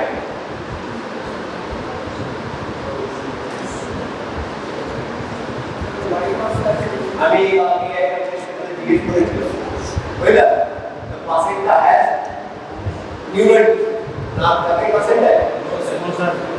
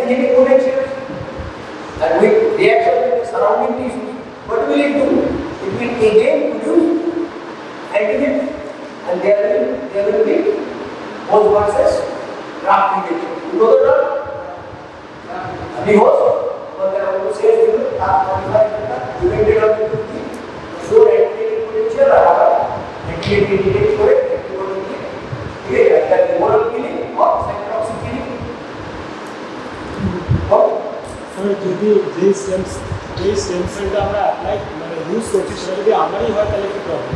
জানি আমার হয় মানে তোমার হ্যাঁ মানে আমার sensor যদি আমার ট্রিটমেন্টের জন্য ইউজ তোমার কোথা থেকে পাবো না মানে কিন্তু স্টেম সেল অফকোর্স তোমার কাছে কিন্তু স্টেম সেল আছে অর্গানিক হ্যাঁ আমাদের এই রিপোর্ট অর্গানিক কিন্তু স্টেম সেল আছে আমবিলিক্যাল কর্ডে যে স্টেম সেলসগুলো থাকে ওগুলো অনেক কিন্তু তোমার চলে গেছে ওগুলো স্টোর করে রাখুন স্যার। হ্যাঁ এবার তুমি ওটা একটু স্টোর করে রাখো স্টোর করে রেখে স্টেম সেলসটা আর এই যে মিডিয়াতে ও বেঁচে আছে তার রিলেশনে ও অ্যান্টিজেনিক পোটেনশিয়াল ডেভেলপ করে not in relation to you যে ডেভেলপমেন্টের ওকে অ্যান্টিজেনিক পোটেনশিয়ালটা কি ও যে অ্যান্টিজেনিক পোটেনশিয়ালটা ডেভেলপ করবে জেনেটিক ইনপুটমেন্ট হবে সেটা কিসের রিলেশন ও যে মিডিয়াতে আছে তার রিলেশন রেখে এবং এইগুলো এই পোটেনশিয়ালটাকে চেঞ্জ দিস পোটেনশিয়াল হ্যাঁ তুমি যে কথা বললে যে এমন মিডিয়া যারা বাইরে ওকে এটা আমার মনে বসে ঠিক আছে ওটা কিভাবে করা হয় স্টেম সেলসগুলো নিউক্লিয়াসটা তুলে নিল ঠিক আছে মেনসার দিয়ে মাইক্রো সেন্সর দিয়ে নিউক্লিয়াসটা তুলে নিল দিয়ে আবার যে সেলুলার নিউক্লিয়াস ওখানে বসিয়ে দিল তারপরে ওকে গ্রো করে বুঝতে পারলে সেটা স্টেম সেলস হলো সেই স্টেম সেলসটার মধ্যে ও স্টেম সেলের মধ্যে যে নিউক্লিয়াস আছে I put it outside and nucleus from our healthy cells, my healthy cells, has been put into it, and then it is cultivated in it, so that it can develop antigenic similarity with mind. But still, this formula is also not working up to mark. Whatever in formula, that's what you get therapy.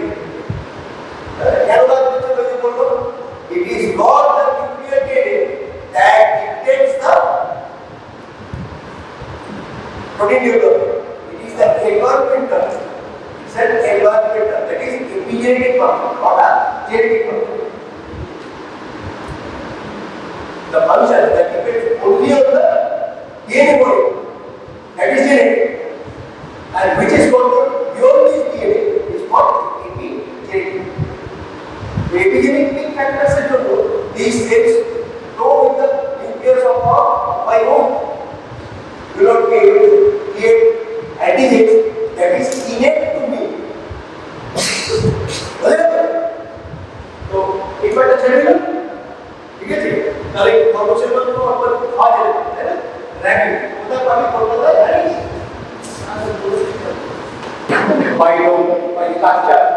Pilo, तेरे को होने वाले, ठीक है जी? Taxi से भी लोग करने वाले।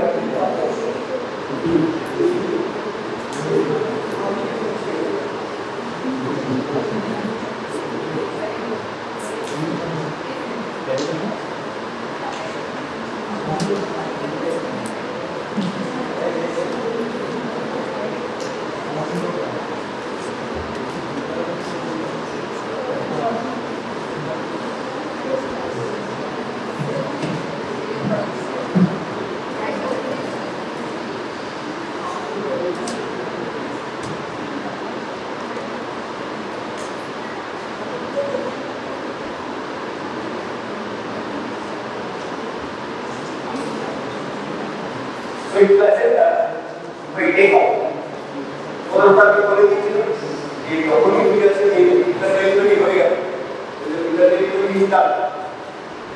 ये अमेरिकन फॉर्म, मारा school and fitter, we plan it, original, we plan it, and data medical. So figure is ready for the result. What the output? After the good and we get better part of umbilical cord. It brings up around the breath, not 30%, and just around the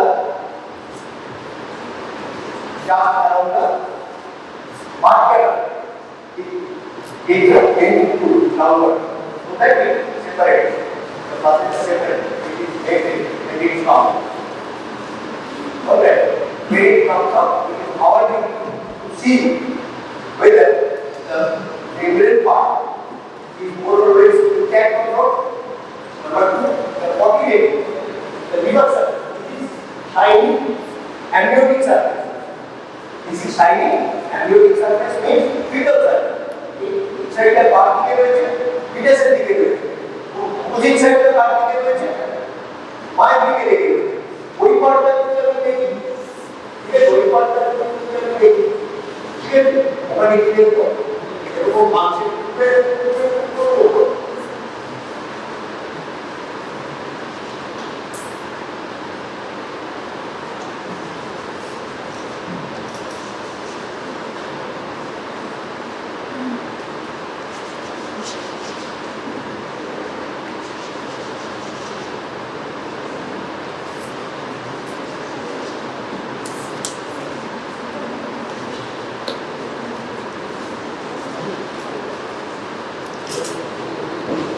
এরকম 15 to 30 chicken pieces এর উপরে এরকম these are what operators and they indicate gaps are what these are what placenta peritoneal septum ठीक है septum का कोप हो जाएगी तो क्या ऐसा देखी होगा कि inner cell of cytoplasm সেটা কাগজে দিয়ে গেল বিলি মধ্যে দিয়ে গেল পাস করে ওটা আরো বাইরে গিয়ে আউটার সেল অফ সাইটোপ্লাজম তৈরি করলো ঠিক আছে ওই সাইটোপ্লাজমে ছোট ছোট ডিস্ক ঠিক আছে যে লেভেলে সিস্টেমগুলো তৈরি করে তো দিস এরিয়া আর ইনভলভ মানে বলছো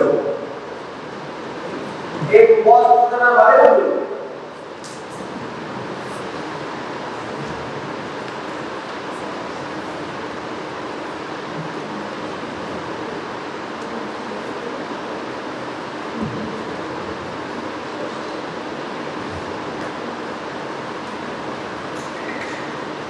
এরকম উঁচু হয়ে যায় হাতি এগুলোকে বলা যায় যে জায়গাগুলোকে কেপ লাইক দিস এরকম যে মাঝখানে যে গ্যাপগুলো রয়েছে দ্যাট ইজ গেম পেপ ঠিক আছে ছোট যাতে না ঠিক আছে এর পুরো পুরো রাখলে তো হয় গেম পেপ মানে কবর দিয়ে যখন নিচে দিকে হয় সেটা বলে কিন্তু হবে বিকজ এগুলো কম্পিউটারস और वास्तविक में सिस्टम शुरू होते हैं ये क्या शुरू किया है एक ब्रेक अरे ये तो इनडोर स्टार्ट और लोगों ने ये पसंद करना है अपना पास सारा चीज क्या inter area whether there is any cost of communication ये तो पूरे जगह को क्या है यदि থাকে you will be able to understand that there is attachment of this part within the uterine wall and the uterus will start contracting vigorously to expel it. There will be torrential bleeding and we start measuring this bleeding by putting our hands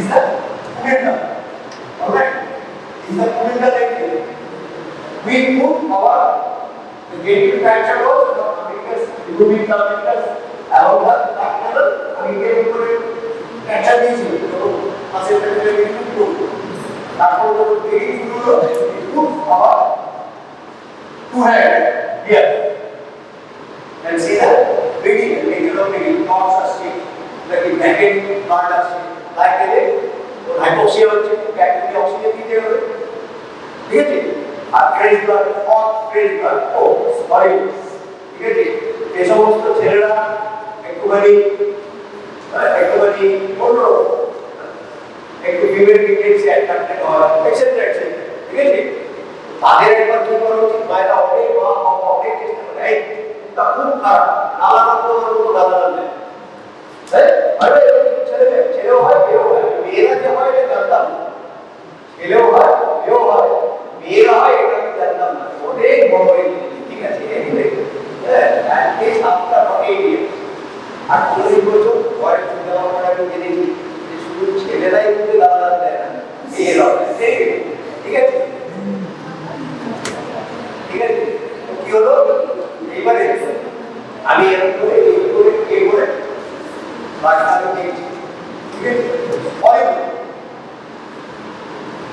usually say a 500 to 1.5 liter blood loss during natal period, delivery period is ordered.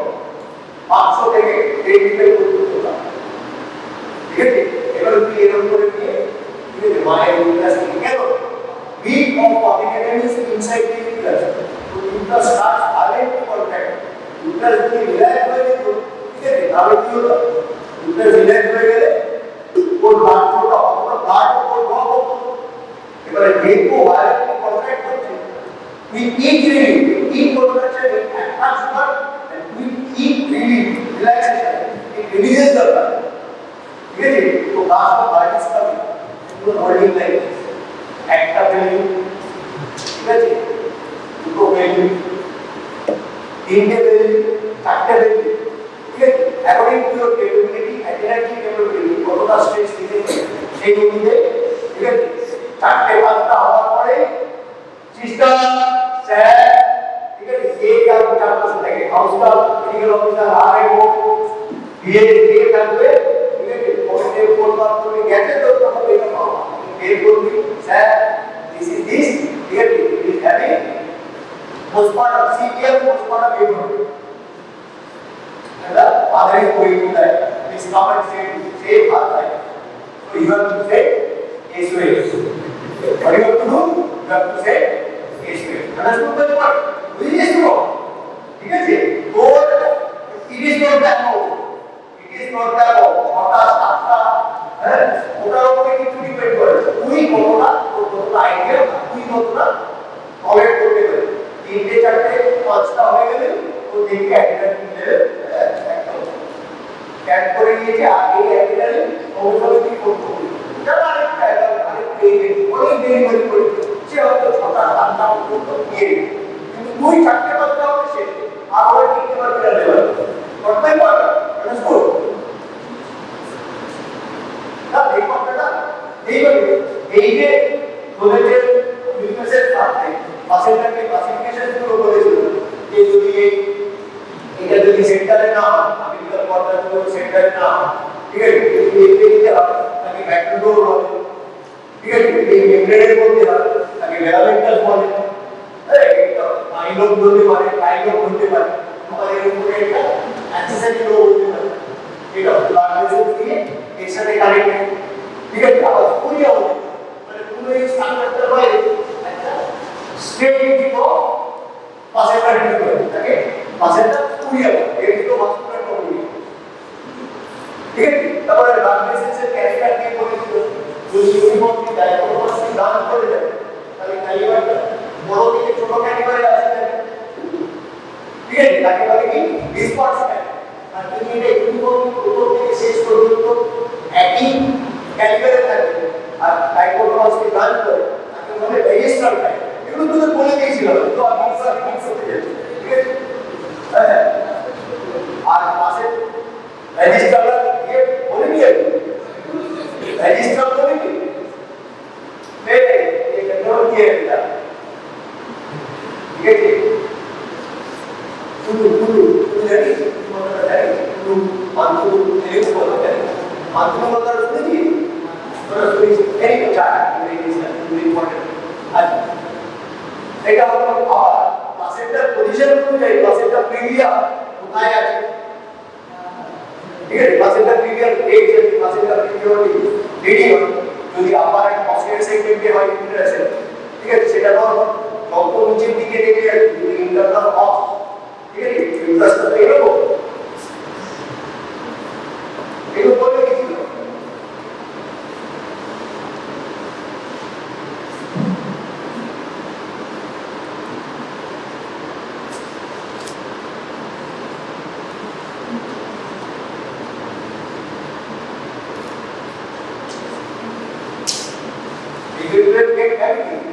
যদি এরকম জায়গায় আমাদের বসিয়ে জায়গায় হয় পাশেরটা এইখানে হয় ফিক্স করবো, ঠিক আছে?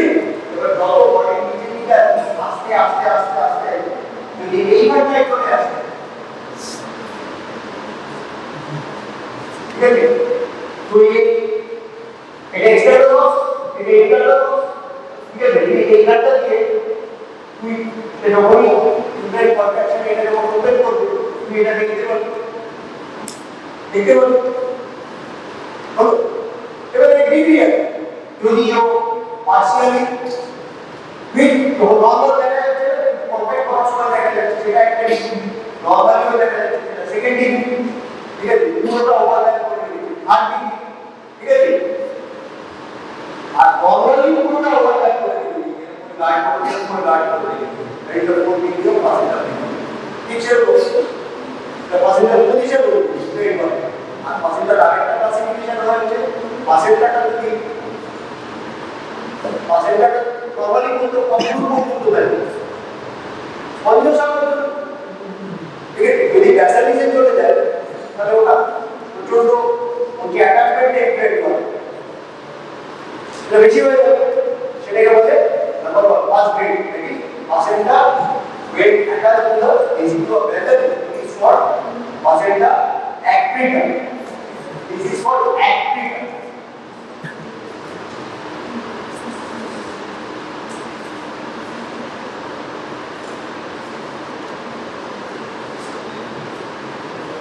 According to degree of penetrance of uterine wall. Number 1 actricum. Activator number 2 insert when it involves the pivot প্রথমে ডেসিকল কনভিউশন ছিল তারপরে বেজাল দিতে গেল তখন সেটাকে কি করলো অ্যাক্টিভেটর যখন এই pivotকে ইনভাইট করলো তখন তাকে বললো ইনসার্ট আর যখন এই বাইরেটা সেরা দেওয়া আছে মানে এইগুলো যাবে ঠিক আছে পুরো অল দ্য রিপোর্টস যখন ইনভলভ হয়ে গেল তখন তাকে বলে আর্মিং টু ইন্টেরিয়রকে ও পেরিটেড করে ঠিক আছে সেটা সে এতখানি যদি ডিপার অ্যাটাচমেন্ট হয়ে যায় পাশেটা সেপারেট করে দেবে if you mediate within the uterus all the those part of the body then what is going to do first in the uterine vessel you know a uterine water के रोग की वजह से कुछ होता है तो वो एक खून को कांटेक्ट करते की वजह से बोले थे कि बॉडी को पाए तो ताकि ये वाले होते एक्सिक्यूशन हो irregular execution right and irregular execution মানে কি মাসল वाली बात এটা একটা ডিরেকশনে কন্টাক্ট করতে রিল্যাক্স করতে এটা তা হয় না তাহলে আইটারের উপরে টপ হয়ে গেছে আন্দর হয়ে গেছে ও কি হয় ওদের উপরে ডিগ্রি ঠিক আছে ইনপুট থেকে মুভমেন্ট তাহলে ইনডিকেট পারসিস্টেন্টলি কন্ট্যাক্টেড যেটাকে গ্যাপিং বলি और এটা কি করবে fasciculation level. Okay, then what? So what is first? What is my first duty? To charm it. We need other cure. এরকম করে যদি কোনো জিনিস কন্ট্যাক্ট করে তাহলে ওর কন্ট্যাক্ট ফোর্সটা কি জেনারেট করে ওকে কি এক্সটেন্ড করতে পারবে ঠিক আছে এক বাই এক contact so the force is not pencil force is not pencil so it is effective also right আমরা কি করি ইন্টার সাইড করব করি আমরা বাইরে ইন্টার সাইড আস্তে আস্তে ওকে মেশিন ঠিক আছে আস্তে আস্তে ওকে মেশিন যাতে ওটা ফার্স্টে কাম ডাউন তো যেই কাম ডাউন করব ওর বাইরে যে কন্ট্যাক্টিং পাওয়ারটা কি করি আমরা mother has what exhausted there number 1 for the child birth then again contact explaining of the placenta বুঝলে তো mother is exhausted এগুলো ঠিক আছে কি করব একটা ডেক্সোর প্ল্যান করব হ্যাঁ বেবি চেক করে দিলাম ডক্টর হলে একটা নর্মাল সাইজ ঠিক আছে তারপরে ঠিক মাকে দিলাম নর্মাল সাইজ দিলাম ডেক্সোর দিলাম যদি ওটা দুইটা ইএনএস হ্যাঁ ডেক্সোর নর্মাল সাইজ মাকে রান করে দিলাম ঠিক আছে অনেক কি আপনি বাবা একটা এনার্জি নিয়ে যাবে ঠিক আছে আবার আমরা ভায়োলেন্স কন্ট্রাকশন ঠিক আছে যদি দেখি বা severely loss of loss of blood, there is maternal exhaustion is not corrected, because it will be transmitting blood at that point and provide oxygen so that the mother regains energy. If all of these efforts, whenever postpartum occurs, your first duty is to do a blood depletion. Your first duty is to do a blood depletion. Sir, কোথায় আছে? ঠিক আছে, এটা বলার আগে first কাজ হচ্ছে আমার blood depletion. Air is given, oxygen given, blood is blood given. But if everything is fake, what we need to do? Send this protein equation, send this patient for exploration under operation is exploration under GA. Yes, under GA exploration protein. What is it? This will happen. Here, he will charge air volume. That is what exploration under GA. Yes, I will follow that. I will get to the advanced volume. If you don't follow now, information during my lifetime, I am not going to accept what I am saying. If you follow, I mean, professor क्या देगी? ठीक है? The surroundings affect the behavior देगी. I am not going to accept. You propose it accept. Better. Tremendous क्या? Tremendous injury. What you are doing? About to सीखे इनका नाम बोले क्यों सीखे ऐसा बोले तो दूसरे बात ठीक है what the people around me think I will accept ठीक है forget now comes the discussion of other data बाकी आगे क्लासिफिकेशन ठीक है थोड़ा देखिए कोई একটা বার বাকি হয়ে যায় বুঝে নেই কথা ঠিক আছে ফাসিটাল সার্কুলেশন ফাসিটাল হরমোনস এগুলো সব করে দিই এটা ছেড়ে দিতে হবে foetal circulation foetal gaseous exchange foetal hormone production ঠিক আছে and the homograph function of the foetal এগুলো সব বলবো ঠিক আছে কিছু নেই আদি করে ভয় করে this part is got other part what is needed is the development of the umbilical cord for the sacrum is an umbilical cord extremity tissue বলছি তো extremity from alveolar podial placenta alveolus and the umbilical ঠিক আছে কত type আছে already done right already done next class tuberous get it oh evident here I mean we can take back again alright so what the folding model was folding I just act the phobia for stop phobia act the phobia for stop phobia act the phobia for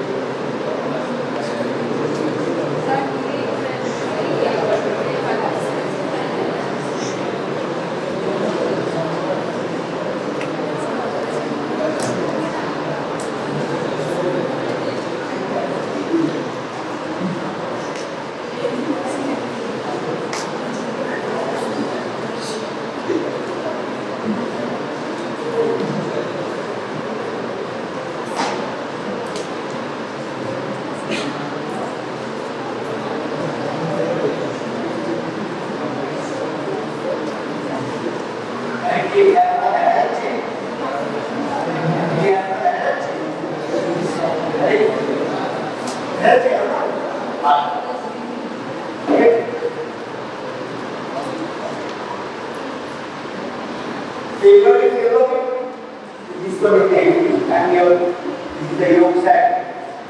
Alright? It does.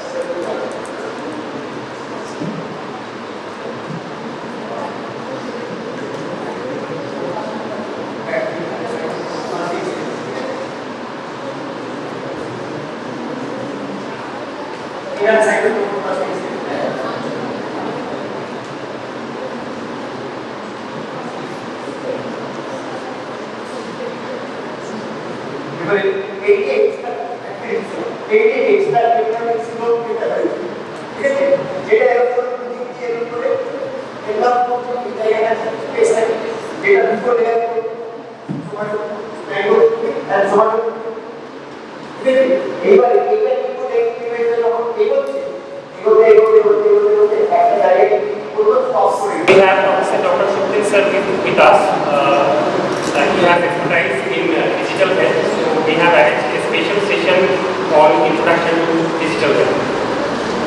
So sir, please take the viewers for next 1 hour. Good morning, everyone. So I think we have interacted informally with prior also. Today is a formal introduction on digital health. So my motto is very simple for any class: either you ask questions or I ask questions. So if you don't ask questions, I'll be going on asking questions. So let me start with this. What do you think? What is digital health? Anyone? When we say digital health, what does it really mean? Anyone? Any one person you can? Sir, can you? Yes, Malcolm, please. Can you repeat the question? Can't hear. Sir, mic.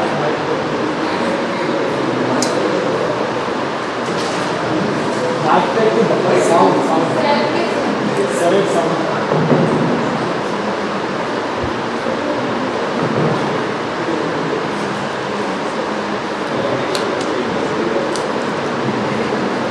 Is it better now?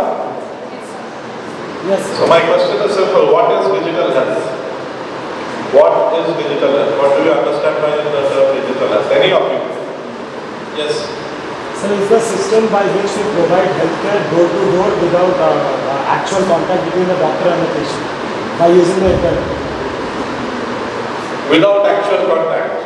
Okay, yeah. Someone else was raising the hand here. Physical contact.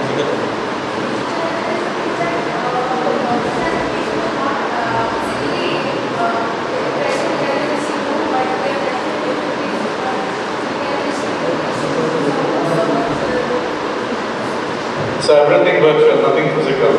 Okay. Anyone else would like to modify, refute, add?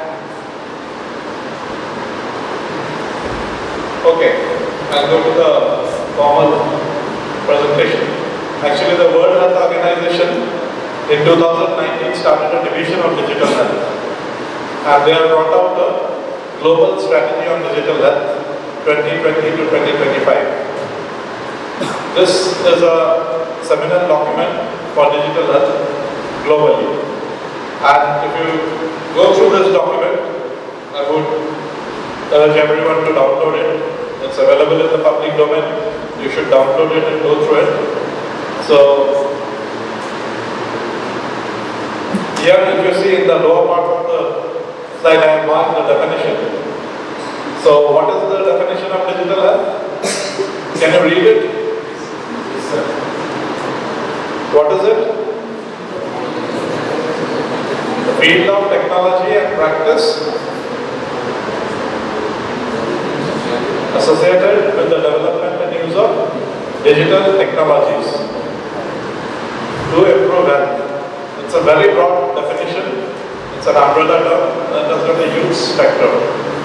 So, application of any digital technologies which may or may not be in a distant mode. So, digital doesn't mean tele. Tele is a very small subset within the digital realm. Okay? So, application of any digital technology to improve health, that is digital health. And within digital health, we have got lots of divisions, like telehealth is one, of which telemedicine is another subset. We have got mobile health or M-health. We have got the e-health, which is the conventional we used to have wherever you use internet or information and communication technologies. What is digital technologies? It's the newer version of the term ICT, information and communication technologies. So when you are using that for healthcare to improve the health outcomes, that is digital health. Now, the next term, which is very important, and I'm certain all of you will be going through it, and you'll be working in an environment which is much more digital than it is right now by the time you pass out. So, from digital transformation, healthcare will also have a significant amount of benefits. Now, what is really needed for digital transformation? The very basic backbone, the starting point is an electronic medical record or electronic health record system. Then you have digital imaging. Now almost all the imaging modalities are digital. Okay. Then e-prescription services, then ERP systems, and of course Internet of Things. You have heard of the term Internet of Things? Yes or no? No. So Internet of Things means these are things or sensors which can be connected through the Internet. So there's also sometimes like Internet of Medical Things or Internet of Health Things. What do they do? Essentially they are sensing various parameters. That could be the temperature, that could be the blood pressure, that could be the SpO2, that could be many other things. In fact, there are various sensors, different sensors also, motion sensors, pressure sensors and so on, other than the biochemical sensors. So what is the advantage? Once you have done this, use the sensor to measure something, measure any health parameter, then the results can be directly transmitted to the system through the information system attached to the device, to the hospital information system, to the doctor's electronic medical record, to the hospital's clinical record, so on. So you need an internet to transmit this, and this is being used. Do you have any idea of any devices which are used for health? Fitbit, excellent. Fitbit, Apple Watch, earlier there was Google Glass is evolving. So Fitbit, Apple Watch, all these are having multiple sensors incorporated, and you can transmit that information, that health information round the clock to the doctor. So you can get a lot of health information in real time. Is that good or bad? You are getting so much of health information round the clock. Is that good or bad?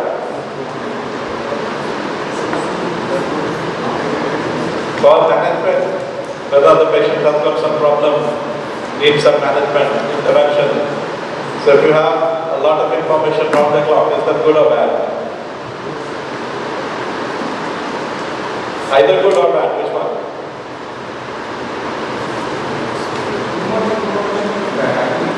Why is it bad?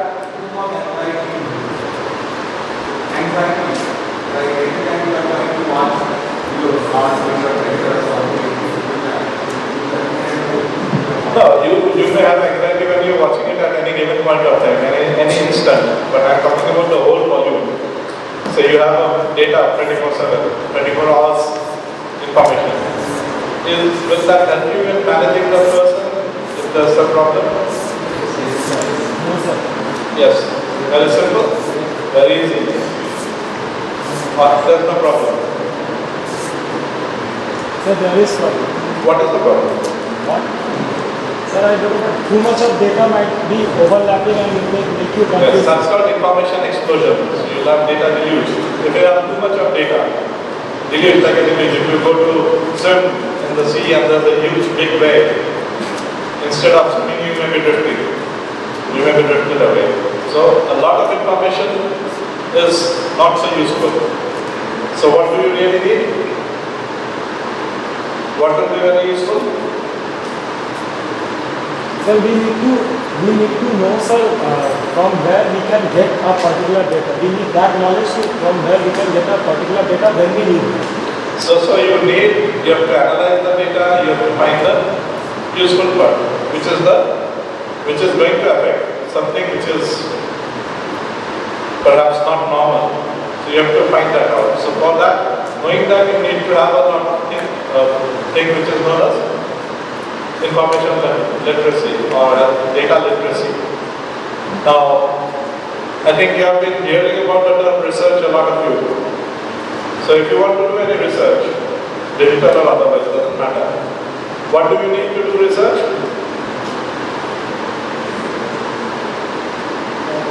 You do research with what? Data. Okay, how do you decide which data would be useful for your research question? You always start the research with a question. If I do this, will this happen? And so on. So how do you choose the data that you are going to collect is really going to reflect what you are trying to find out?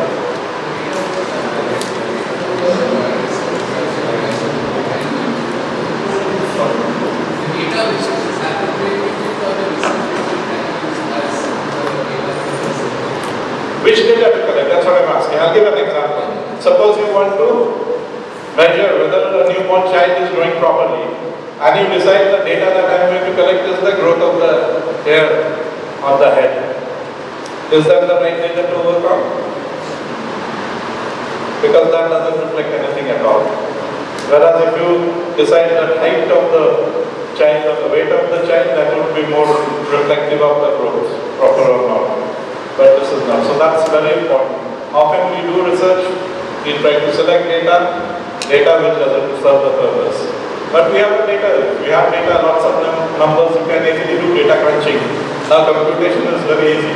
You can just put it in some package and get some fancy results. You can plot nicely. But actually, in computer parlance, there's a term ego, garbage in, garbage out. So if the input data is not correct, the output will not be correct. Can you give a practical example of that? Have you seen in real life, in recent times, conditions where this sort of thing happened? You get some predictive modeling, you get some predictions, but all failed because the data that was used for building the model was not correct. Yes? Did it happen anytime in recent past? Anywhere? What is the example?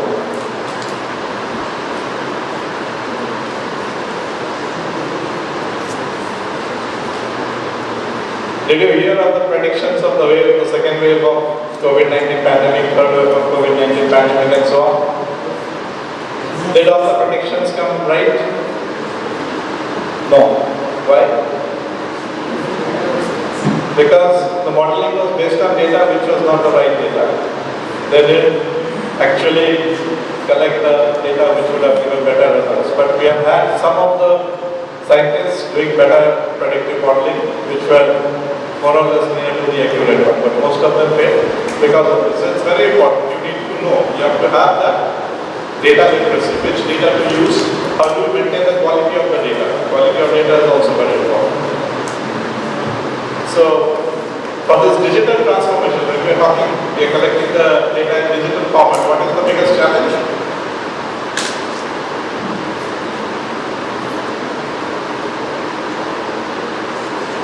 What are the challenges for this digital transformation?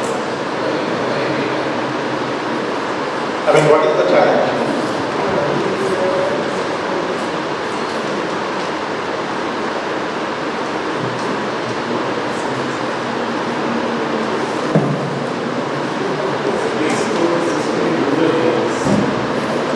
So in rural areas you don't have smartphones? No. Even rural areas smartphones are there. And even if you don't have smartphones, you definitely have 3G and 2G. And that's more than enough for digital health data collection if you want. But you have to collect. Mindset. That's the most important thing. One is mindset, the other is of course, you can say legal requirement also because it's not legally mandatory to have everything digitized, so we still don't go for it. So that's Those are the challenges which we need to overcome and will definitely be going to it. Now, these are some of the points. How can a healthcare provider and a patient benefit if we are having digital data? So, what are the benefits for the providers and what are the benefits for the patients? What are the benefits?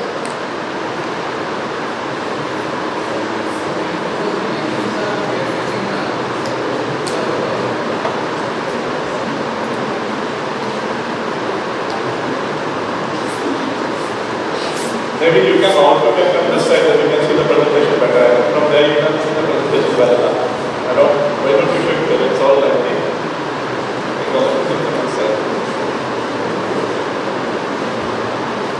I'm using the presentation because obviously there is something in the presentation which if I just say won't be good enough. So it's be nice if you all come here. So here what's written there. So if you look at the patients, what happens? In fact, this is the problem. Sometimes we often laugh away that okay, the patient has done a Google search and is trying to influence the doctors, but it's not always so. The patient is the person who knows the most about his or her condition. So what are the problems exactly when it's happening, and if you're having such digital gadgets to help make up that anesthesia, this is the period when I'm having problems. So then you can search that particular part of data. Okay, this time he's or she complained of this problem. Let's look at the data. Yes, they can find some information. So that needs to be treated, that needs to be managed. Patient can have it, and that's empowering the patients. What are the advantages to the healthcare providers? How will the doctors be benefited if we use digital interventions?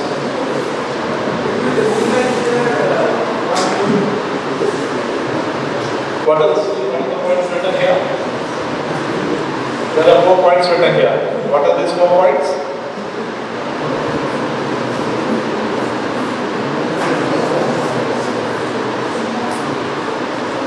What are the 4 points?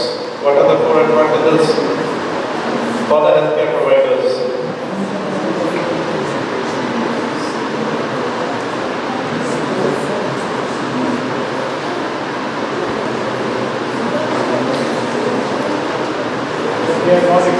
The solution of the projector also needs some upliftment.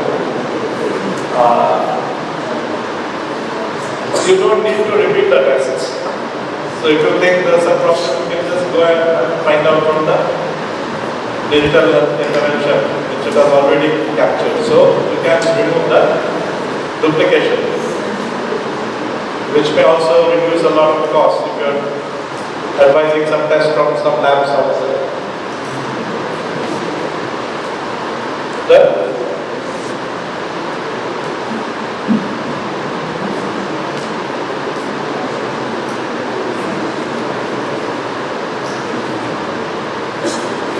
It will help. I mean, if the patient is empowered, that is actually better for the doctor.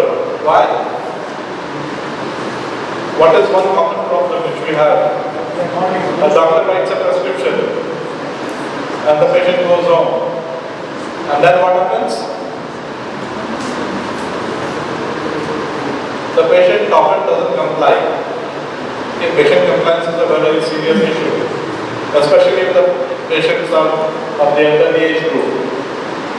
So if you are having such digital health interventions which can send the reminders, which can check whether medicine is being taken as it was advised, then so it promotes independence of the patient also. Then it can focus on prevention. So the patient knows if I do this sort of activity, if I go 1 story up, I don't have any problem, but if I go 2 stories up, I have some breathing problem. So the patient may not go more than 1 story. Those things you can get, this sort of information you can get in real time. The patient can get in real time and take necessary actions. And all these things put together will improve the health outcomes, which ultimately both the doctor and the patient wants that, and the health outcomes should improve. These are some of the sensors I'm not going into the details right now, but I was talking about the IoT, the various sensors, Internet of Things, medical sensors which are already available in the market, and many of them are being used because now the healthcare delivery is shifting from the hospital to the home. So tele-home care, remote patient monitoring, all these things are now reality. It's already happening. So earlier what needed for a follow-up for each and every small things, the patient has to come to the hospital to get a checkup. Those things are now not required. So IoT is being used in a very big way. Okay. This slide probably all of you would love. Why do you are saying about mindset, no? Why do the doctors don't like to adopt technology? So what are the common reasons, common barriers? Why do doctors feel like our technology is disrupting our workflow? It's wasting our time. We would prefer to see the patient manually and write everything manually, and that will save a lot of time. Why doesn't the doctor readily adopt technology? And this was more true before the COVID-19 pandemic came. During the COVID-19 pandemic, both the doctors and patients also realized that a lot can be done without the face-to-face contact. So what are the common barriers?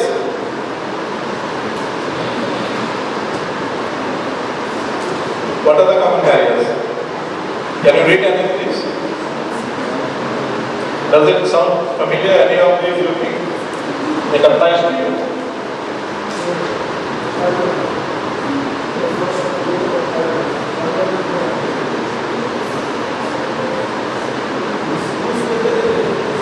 What will happen if anything goes wrong? Okay. How can it go wrong? You want to say device failure? Device failure, technical glitch. I don't know whether you are aware of it. In fact, a device that has been going on for, I think, more than 50 years now. Cardiac pacemaker. How many cases have you heard? Failure of cardiac pacemaker. Devices actually are tested much more stringently than how we human beings are tested. So device failure is often the last reason. Most of the time they are quite fail-safe. But yes, there are problems. There could be some problems because these are an Internet of Things. So if Internet connectivity is not there, it could be a problem. But then you can always synchronize when the connectivity is available. So unless it's an emergency, those things most of the time are manageable. Now, this is one of the questions which someone asked actually recently, that you are talking about robotic surgery and we are going to start robotic surgery here itself in Shantinikethan Medical College very soon. I mean, what will happen if there is some problem? Currently, most of the robotic surgeries which are done the robots are controlled by the surgeon, either remotely or in the OT. So there's always a surgeon in the OT. Even if there's some problem, the robot is not working properly, then the surgeon can take over. The robot can be removed and the surgeon can do it in the conventional way. Of course, there's another class of robots coming up, and that's already been there for some time in a trial. That's called autonomous robot. Autonomous robots, like your autonomous vehicles, driverless vehicles. So autonomous robots are there. In fact, in China, an autonomous robot did a tooth extraction on a patient without any. Sorry.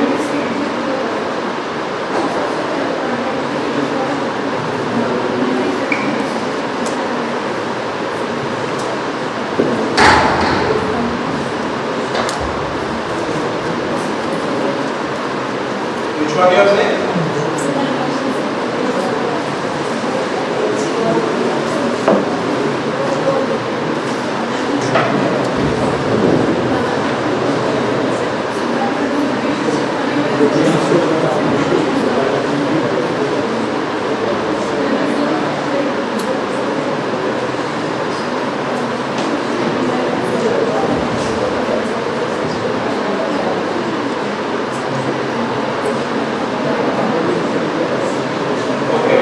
I'll go one by one. Suppose the first question was, why would my patients want or need digital health solution? I think that is one of the questions. So if the doctor himself or herself is not convinced, then convincing the patient could be more difficult. But that's a top-down approach, a paternalistic approach. The other way around is the patient may demand, and that's happening. In fact, it's not just new. Even many years back, we have had places where there's no electricity or there's no literacy, people have been using Bluetooth for exchanging songs and pictures. Why? They found it useful. Patients often find it useful. And in fact, this has happened during this pandemic also. The patients realize that if I don't go to the clinic for checkup, for routine checkup, for routine follow-up, then I can actually save a lot of time and be in the comfort of the home. Any hospital usually is crowded and you have to wait for a long time. All these things can be totally avoided. So definitely there are lots of advantages. You have to always, of course, weigh the pros and cons. The next question is, there are tens of thousands of apps available. How do I choose the most appropriate one? Again, this what happens, you have to, sometimes it's a word of the mouth, sometimes by hidden trap. Usually you find. That's true. I mean, there are more than a lakh of health apps available just like that, and most of them actually are useless. Then who's liable if everything goes wrong with the patient using digital health solutions?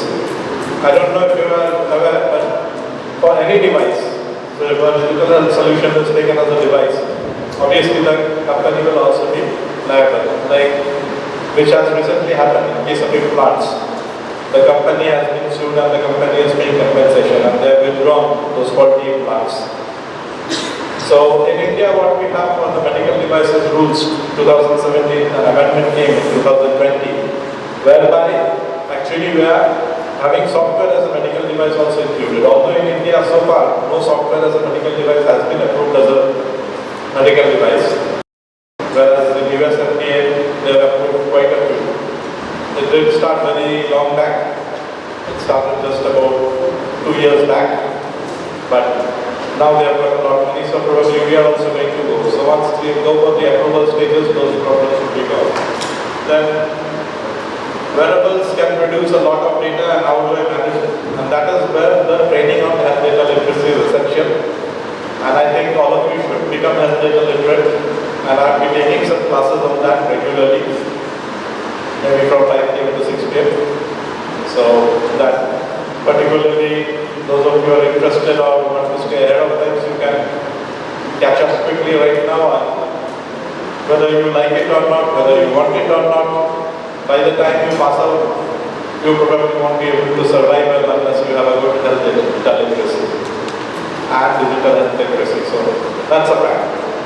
Then, do my patients have to pay for the technology, and what if they can't? So payment again, it depends on the model. So if it's a government system, most of the times everything is free. If it's a private system, it's a pay model is there. So that would depend on that. Obviously, nothing can be free. There's no free lunch. But how the payment will be covered. But the good thing is that even during this COVID-19 pandemic, what happened? The Insurance Regulatory Development Authority of India, IRDAI, they included telemedicine as a reimbursable cost. Earlier, they didn't give, other than inpatient, admitted patients only they would reimburse. But now outpatient departments and particularly telemedicine consults are reimbursable. So things are moving. So if you have insurance coverage, maybe some of these things would also be covered. Then are the data and related devices really secure? Now data security. Privacy, confidentiality and security are very important issues, and we'll deal with that. I'll go into the details of it later. But yes, you need to have a data security policy, no doubt about that. And how do I use this technology? There is no protocol of training. That's what we are offering. So obviously this would be informal, but you're most welcome. I am staying here only. So other than the class hour host, you can approach me if you need any clarification. Where's the evidence for digital health solutions? This is a very good question, and in fact it's even more encouraging, actually you have the opportunity to provide the evidence, generate the evidence. If you do research on these digital health, you can publish papers, and even before you pass out, you can have publications in your name. Also, I think this ICMRST has that short-term studentship that is there, so they're on separate you can try. I'm not sure how much to put encourage it, but let's try. So probably ICMRST's projects also, you can do a digital health solutions, and as I said, you can have your publications, you can generate evidence. I mean, about us Indians, most of the times it's said that we are downloaders, not uploaders. But if you generate knowledge, that would be uploading. That would be really useful. Then, how do I know if I can trust the data and will it undermine my clinical judgment? Again, this focuses on what is known as the data quality. So data quality is extremely important, and we need to know very well about data quality. So what are the methods, how we can ensure data quality, and how do we go ahead with it? So that data quality, we are definitely, that's also something we will definitely have within our training as and when we get the opportunity. So now if we think of the disadvantages, the summary, cybersecurity, as I said, security risk is a real risk, and most of the times, I don't know how many of you are aware, but a couple of years back, the UK National Health System, NHS, had a ransomware attack.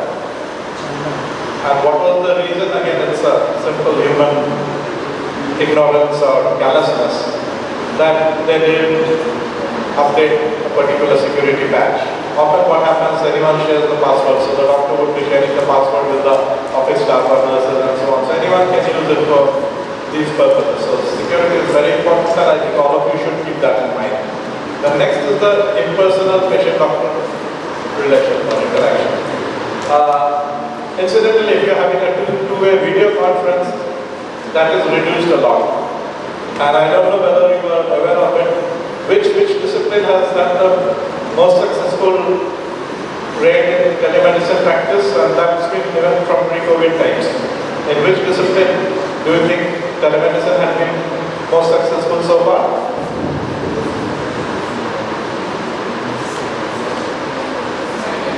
Yes. Telepsychiatry.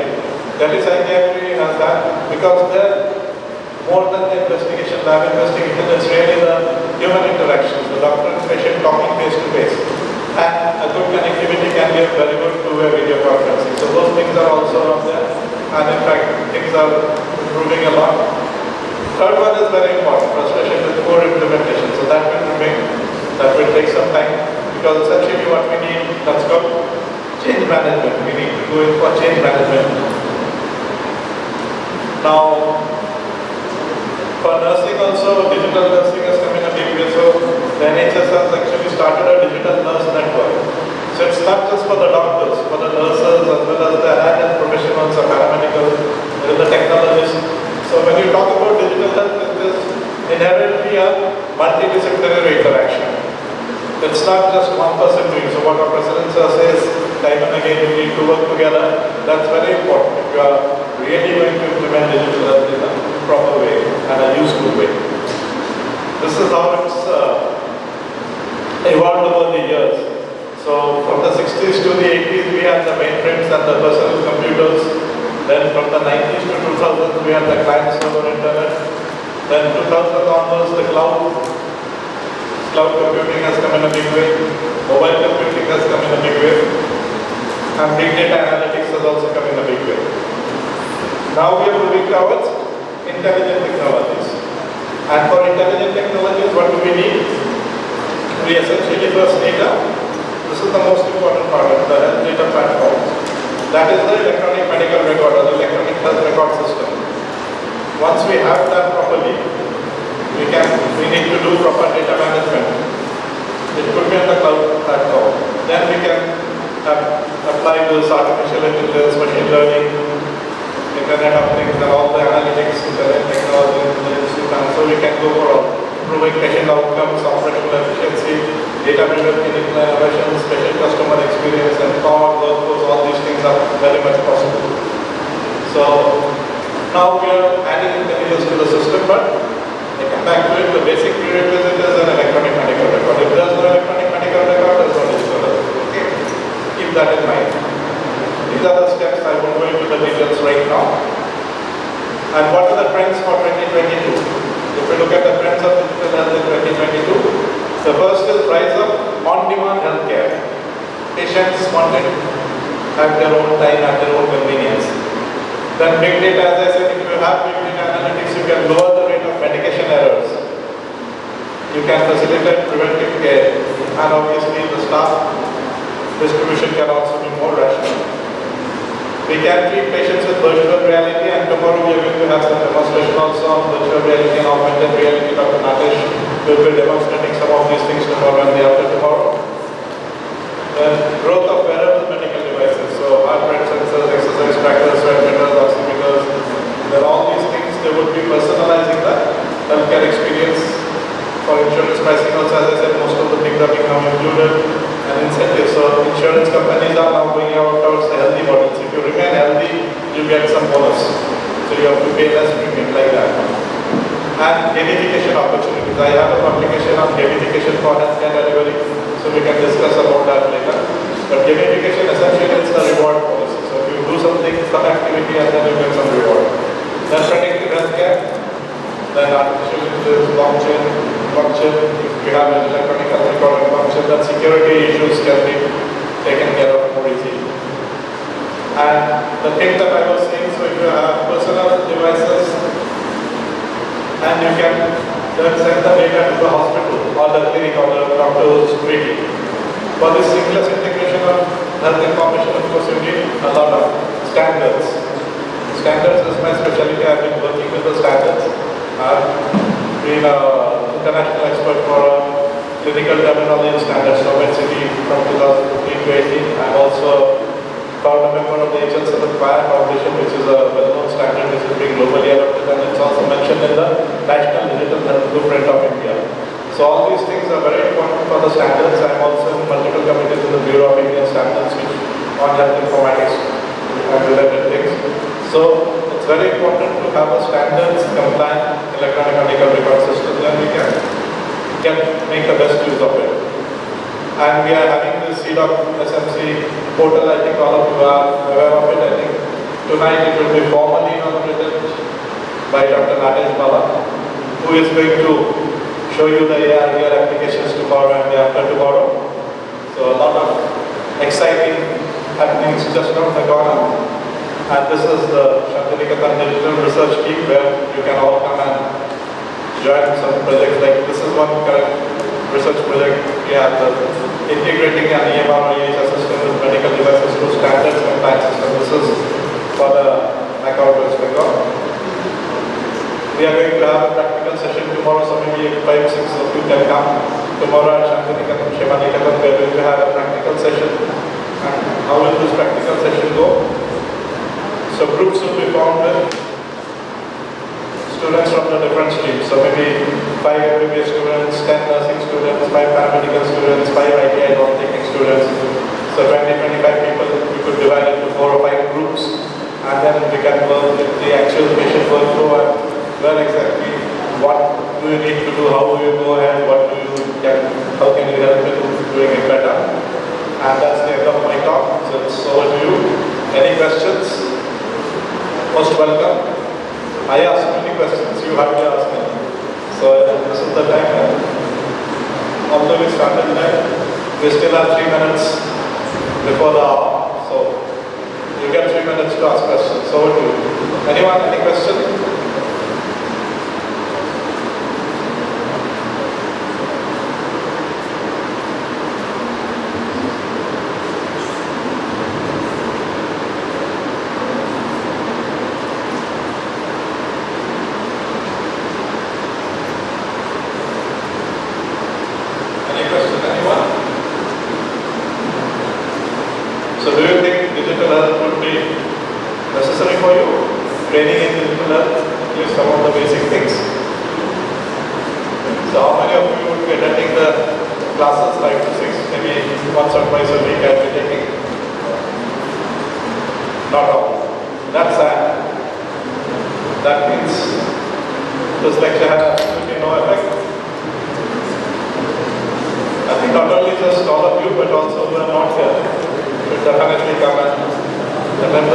then come prepared with questions, come prepared with problems.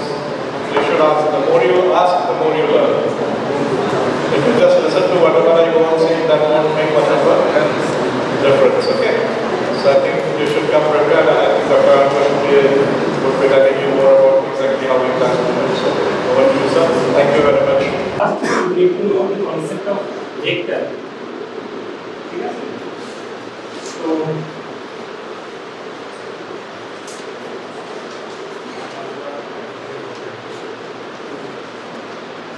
chapter open actually there are class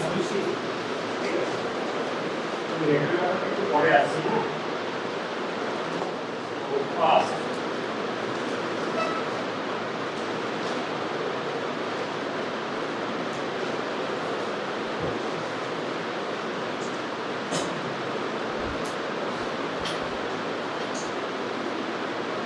Okay, so what we have already discussed, a little recap. So your first question is, what are the causes of T-wave, Tuberous complex, and T-wave? Okay, so those who have attended previous classes, what is the cause of T-wave? Atrial depolarization, right? Atrial depolarization. Tuberous complex is due to ventricular depolarization. T-wave is due to ventricular depolarization, right? So we see that atrial depolarization, it creates a positive deflection, right? Atrial depolarization, it causes a positive deflection in ischium, right? Then ventricular depolarization, it also causes a positive deflection, right? Here, this has been taken usually from leg 2. Okay, so this is leg 2 result. So in leg 2, we have positive deflection for atrial depolarization, that creates T wave. Positive deflection for ventricular depolarization, that gives rise to Tuberous complex, and T is ventricular repolarization. So new students, do you know what is depolarization and repolarization? No? What is depolarization and repolarization? Anyone? What is depolarization and what is repolarization?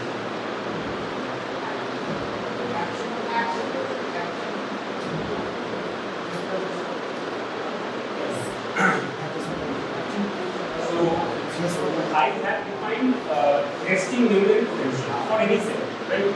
So each animal cell, not the plant cells. So each animal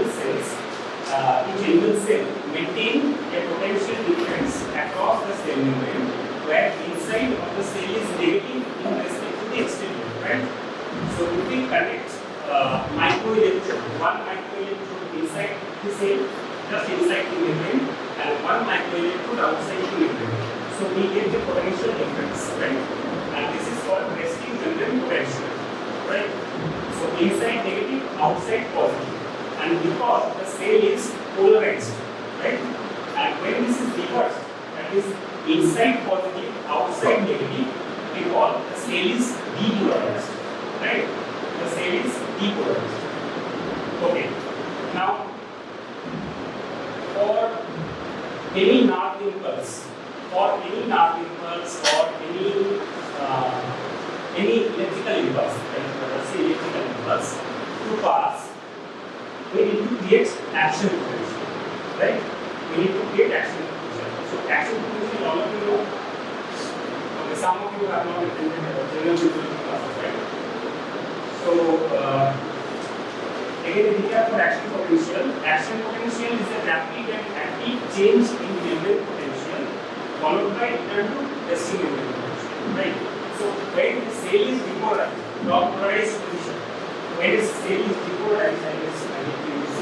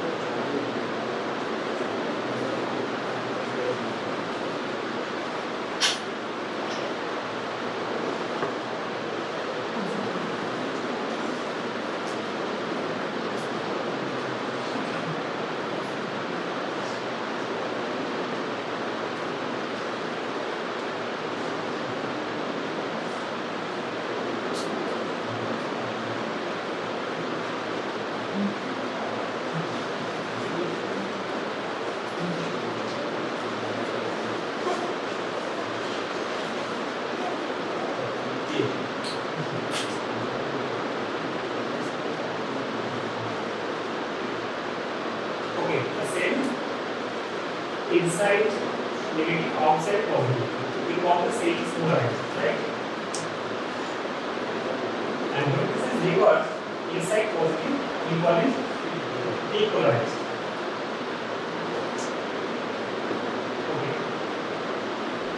Now for contraction of heart, we need to make the whole heart, all the myocardium, depolarized, right? The prime requirement for ventricular contraction is depolarization. Okay. So once the whole heart is depolarized, then the ventricle will contract, right? And this depolarization can have different results, right? So one is electrotonic potential, another is action potential. One is electrotonic potential, another is action potential. So this is not the right number to discuss all this electrotonic potential and action potential. So electrotonic potential is simply both are depolarization. Electrotonic potential and action potential both are depolarization. Okay. But the difference is electrotonic potential is a very low voltage change in membrane potential, right? So resting membrane from polarization to depolarization, what happens is it's a change in membrane potential, right? So change in membrane potential or ilium. So change in membrane potential, it is higher in case of action potential and it is small in case of electrotonic potential. In case of electrotonic potential, it is 15 millivolts up to 15 millivolts. And for action potential, it is more than 15 millivolts. We have also discussed all these things, what is the difference between action potential and electrotonic potential in our previous classes, right? Okay. Now, you know the definition of resting membrane potential, that all animal cells maintain potential difference across the cell membrane, where inside is negative in the exterior, and this potential difference is called resting membrane, right? And when it is reversed, we call it the same as depolarized, and depolarization may be electrotonic potential or action potential. Electrotonic potential cannot travel more, gradually it fades away.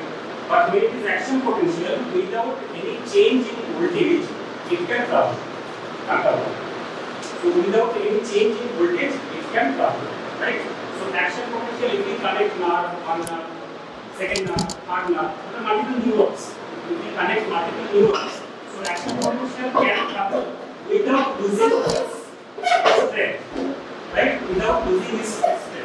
So I can get to the nerve, connect to the only two ways. So I can get the voltage here, and there also I can get the same voltage, right? So that is why our sensation, say something in my foot. So that sensation can travel to my brainstem, then thalamus, then cortex. Whatever be the height, right? So this is action potential. Without losing its voltage or its strength, it can travel. But when it is electrotonic potential, it cannot travel. It gradually fades away, and it fades away in exponential, right? Okay. Now come back to heart. So the whole heart needs to be depolarized. So for contraction of atria, we need atrial depolarization. For contraction of ventricle, we need ventricular depolarization, right? So the muscle needs to be depolarized, right? And it is in the form of action potential, right? It is in the form of action potential. Now, where is the generation point of action potential? Action potential are manifested. SM. Okay? SM. So we have autorhythmic cells. So some cells have got autorhythmicity. Okay? So they can discharge in a rhythmic fashion. And one of such cells is SM. There are multiple cells.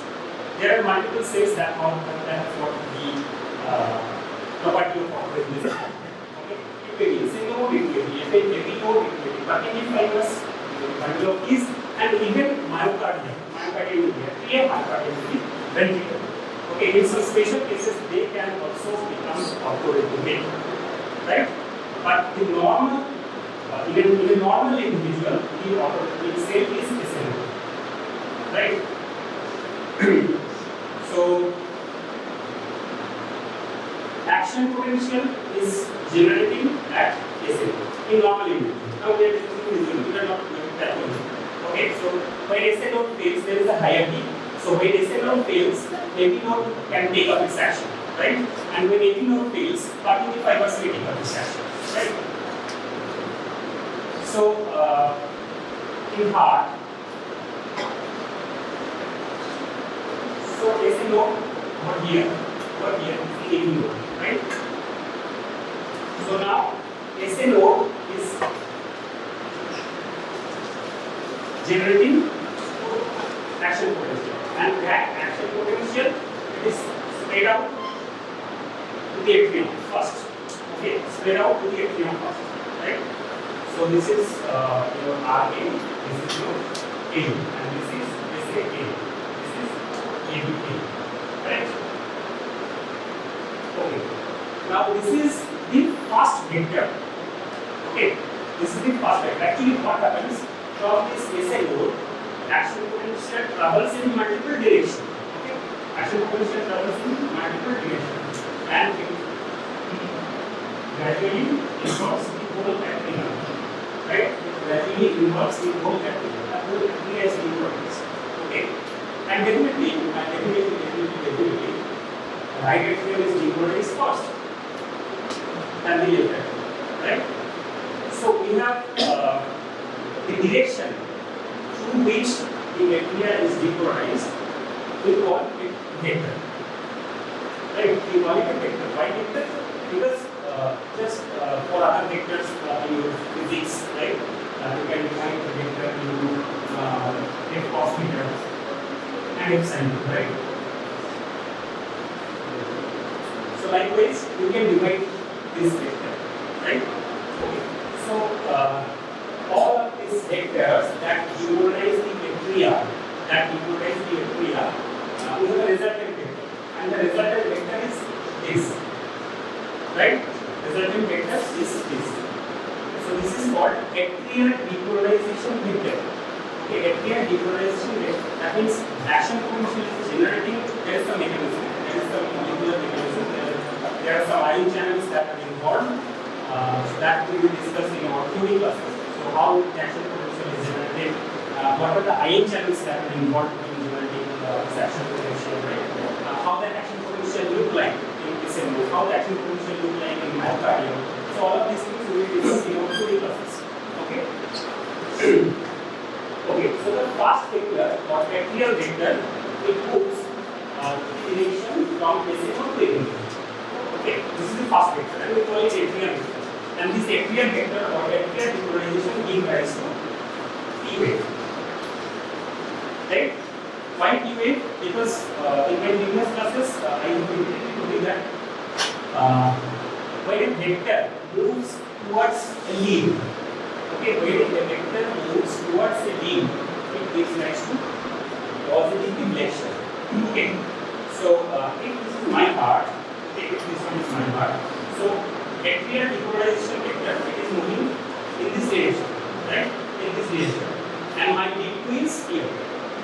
Okay, my limb is here. Why? Because let me draw the position of leaves. Okay, so three human subjects, right? So what was your connection? This is RA, this is NA, and this is LA, right? So we put the red key over here, we put the red key over here, right hand, we put the yellow key over here, right? Okay. So this is red key, this is yellow key, and the connection between these two is limb 1. Okay, connection between this is limb 1. So this is limb 1, right? Now this connection and this connection is limb 2, and this connection is limb 3. This is the direction of limb 3, right? This is the direction of limb 3. Now what are the direction of other limbs? Lead ABM. Lead ABM, this is the direction of lead ABM, right? This is the direction of lead ABM, and this is the direction of lead ABR. Right? Now we draw all this lead from a single starting point. Okay. is from a single straddle point. So if you take the midpoint, and this midpoint is usually interventricular septum, the upper part of the interventricular septum, right? So this is interventricular septum.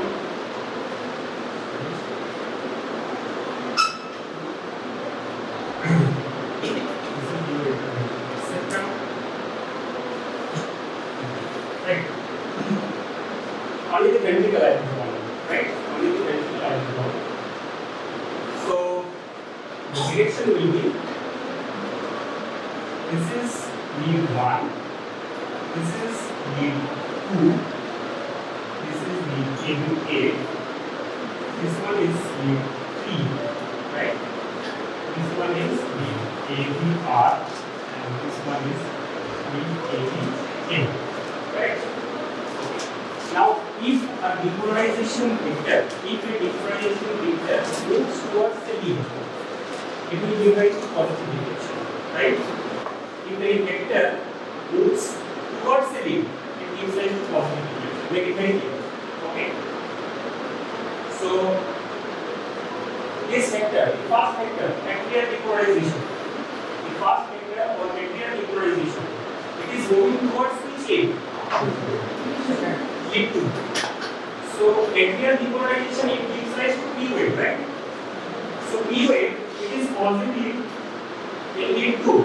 It is negative in area, because P wave moves in this direction. Positive. Okay. Here, what about atrial? It is somewhat towards the lead, somewhat. Small modification. Right? So depending on the direction, depending on the patient's status, whether there is any atrial hypertrophy or not, this direction is not universal. More or less it is towards lead 2, but it varies person to person. Okay, it depends on muscle mass of heart, right? So more or less it is towards lead 2. So in lead 2 we get positive deflection for atrial depolarization, and definitely in lead area you get a negative deflection for P wave. Okay, so if you get negative P wave in lead area, it's normal. Okay, so there is nothing abnormality. P wave is negative in lead area. Correct? So are you clear? Now we need to know all the vectors. So this is the first vector. This is the first vector or atrial vector. Ventricular vectors are much more complex, right? Ventricular vectors are much more complex. So how complexity is there in ventricular vectors? So now forget atria. Atrial vector is a single vector that moves from ischial to ilium, and more or less it is towards lead 2, and it is opposite to lead atria. So that's why in lead 2 it is positive and lead atria is negative, right? Now we are looking again. We are giving atrial depolarization and we are looking towards ventricular depolarization, right? Okay. For ventricular depolarization, let's draw a ventricle. So you can see that left ventricular muscle mass is more and right ventricular muscle mass is less, right? Now the second vector. So second vector, we will call it first vector because we are discussing the ventricular vectors. Okay. So if atrial vectors inside single vector. Okay. Now ventricular vectors.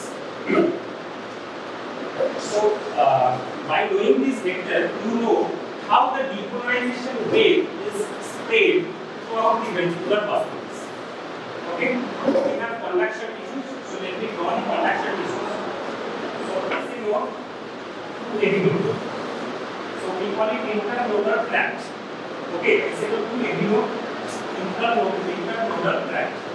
So from AV node, actually, the atrial depolarization, it has to cross the AV node, because AV node is such an area, it restricts, okay, it prevents atrial depolarization wave to move to ventricle, right? So this wave has to cross AV node. So that is a checkpoint. Okay. So that is a natural checkpoint. Whenever there is any abnormality in the SA node, or it may be that some multiple some multiple foci are there. Okay, some multiple foci are there within the atria. Some atrial fibers, they are also discharging in an abnormal way. Okay, so what happens? This is your atria, right?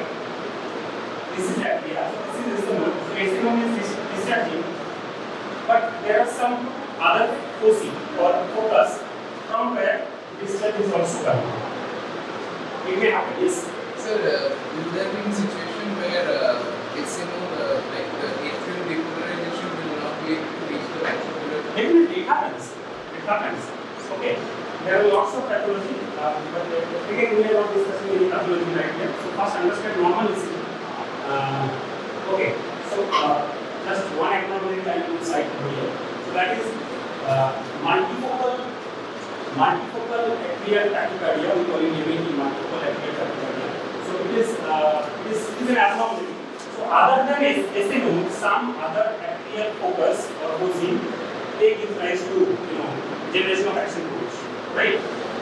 So this is the checkpoint. All these abnormal waves, they are blocked over here. Okay, normally it happens. This is why this checkpoint is over here. Because the conduction tissue, this depolarization, it cannot pass in this way. It cannot pass. So the only gateway is through AV node. Okay. So what is the conduction pathway? The conduction pathway is first is to AV node, right? Now AV node to bundle of keys. Okay? AV node to bundle of keys. Right? Now this bundle of keys, it divides into right bundle branch and left bundle branch. Right? So left bundle branch, it has got one anterior fascicle and it has got one posterior fascicle. Right? Now if I draw the ventricle, this is in the interventricular septum. All these things is within the interventricular septum. Right? Here. So this is interventricular septum and it is what happens. Okay, so SNM to AV node to septum bodies. Okay, so SNM to AV node is just at the upper part of interventricular septum, right?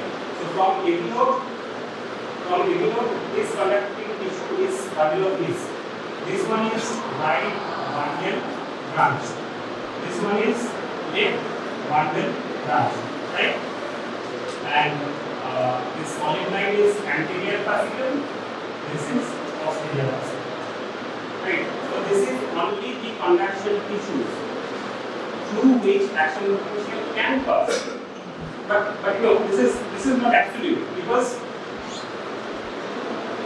this conduction tissue is a specialized tissue through which action potential can pass at a rapid rate, at a higher rate, right? Otherwise, action potential may pass from cardiac muscle to cardiac muscle. Okay, so cardiac muscle is syncytium, right? Syncytium, so it has got gap junction. Do you know gap junction? What is gap junction? Yes, what is gap junction? In your general physiology class, you are studying, right? Gap junction. Okay, so I suppose all of you know what is gap junction. Gap junction is a connection between two cells, and it can pass electricity from one cell to another. It can pass electricity. So once one myocardial cell is depolarized, the connecting or nearby myocardial cells can also be depolarized, right? So this is how action potential spreads throughout the heart. But this conduction through gap junction, is slow, right? It is slow. So that is why even if your atria and ventricle is connected, so action potential cannot pass in this way to the myocardium. It has to depend on this conduction tissue. SNO to AV node, bundle of keys, then right bundle and left bundle. Right? So we will also face questions on what are conduction tissues of heart. Then SNO, internal tract, AV node, bundle of keys divides into right ventricle branch, which supplies right ventricle, then left bundle branch which supplies left ventricle. As because left ventricular muscle mass is more, so left bundle branch again divides into anterior fascicle and posterior fascicle. Posterior fascicle supplies the posterior part of left ventricle and anterior fascicle supplies the anterior part of left ventricle. Right? So this is in a nutshell the conduction tissues of heart. Right? So conduction tissues are नहीं होता तो भी heart depolarized हो सकता है, but it would be slow because then we have to depend on gap junction cells. ठीक है? Conduction tissues যদি heart depolarize না তাহলে ওটা heart depolarize হতে পারে, but we need to depend on gap junction. It will be very slow. Right? Okay. So this is how action potential moves, right, in the conduction tissues. Now we will know in terms of electricity. Okay, in terms of electricity. So in terms of electricity, first vector is from azimuth to azimuth, right? First vector is azimuth to azimuth, that is atrial depolarization. Now the second vector, right? The second vector, actually all these vector electrical vectors, all these electrical vectors, they are recorded from surface electrode. So if we put surface electrode over the chest, right? If we put surface electrode over the chest, we can record these vectors. Okay, we can record this depolarization wave. Okay, and the rule is when a depolarization wave moves towards a beam, it will give rise to positive deflection. And when a depolarization wave moves away from a leaf, it will give rise to negative. Correct? Now, once the heart is depolarized, so that the ventricle is depolarized, right? It will contract. Okay? Now the ventricle has to relax, right? So again, the ventricle has to repolarize. Okay? So depolarize means the ventricle is depolarized means all cells inside positive. Okay? Now it will contract. Okay?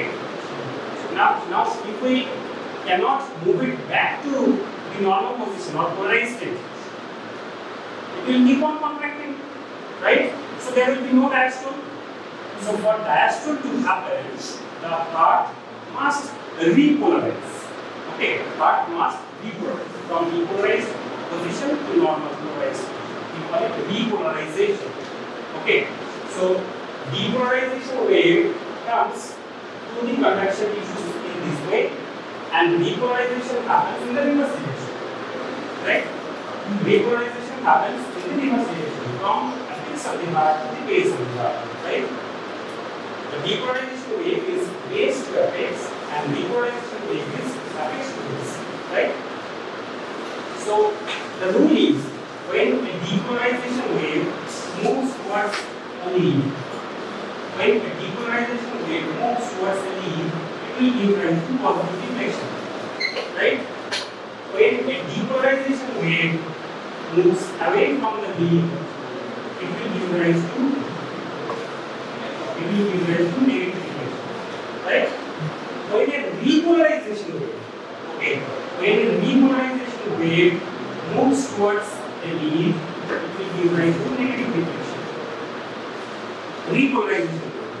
And when the repolarization wave moves away from the leaf, it will give rise to positive deflection. Okay?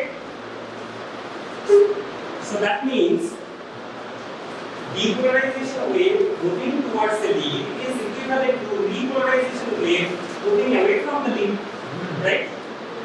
So remember, in our ECG, in lead 2, what happens? This is P wave, Q wave, R, A, and T. Right? P, Q, R, A, and T. Right? So here is the position of lead 2 in this ventricle. Now, if this ventricle is repolarizing in this way, that means lead 2 repolarization wave moving away from lead 2. Repolarization wave moving away from lead 2. So it will give rise to positive deflection. So in lead 2, T wave is positive. Clear? Okay? Because T wave is due to ventricular repolarization. Okay, T wave is due to ventricular repolarization. Okay? Again, if you consider area, T P wave will be negative, right? P wave will be negative because depolarization wave moving towards area. Depolarization wave moving towards area gives the extremity friction. Clear? So in AVR, both P wave and E wave will be negative. Clear? Okay. Now move to the remaining vectors. We are moving to remaining ventricular vectors.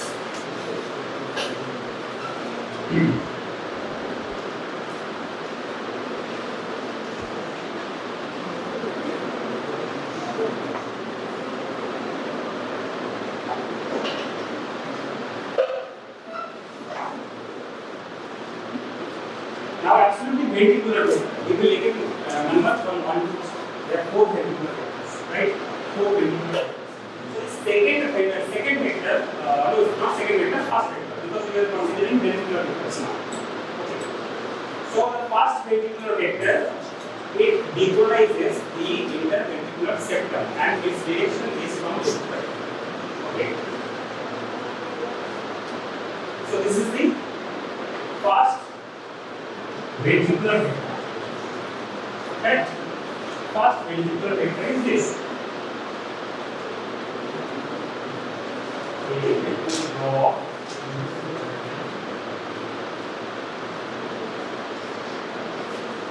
Section.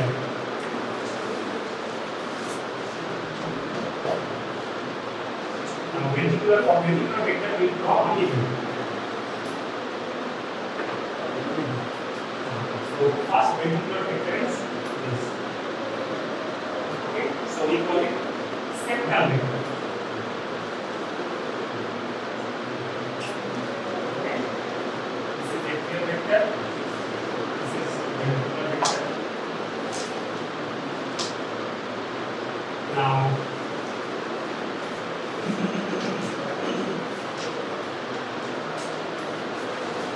second ventricular vector, it depolarizes the trapeze. Okay. So that was the first ventricular vector.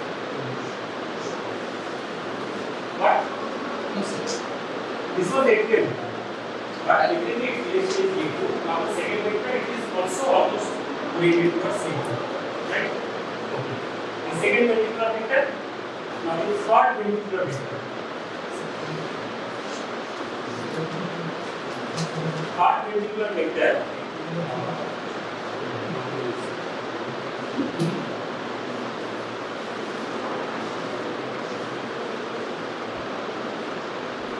Okay. Now you see the third ventricular vector is T2 because third ventricular vector it depolarizes the ventricular muscle mass. Right? Third ventricular vector it depolarizes ventricular muscle mass. Right? Okay. Now you can see as left ventricular muscle mass is more than the right ventricular muscle mass. The net vector is oriented towards left. So the net vector oriented towards left. Right? So this is third ventricular vector. Right? Third ventricular vector. Now fourth ventricular vector.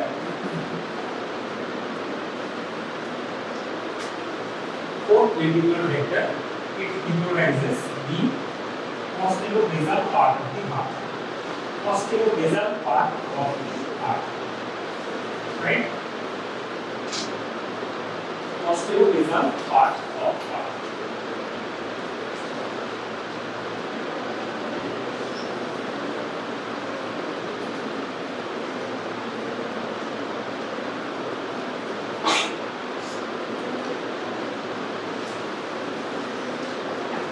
Now we will draw from a single point.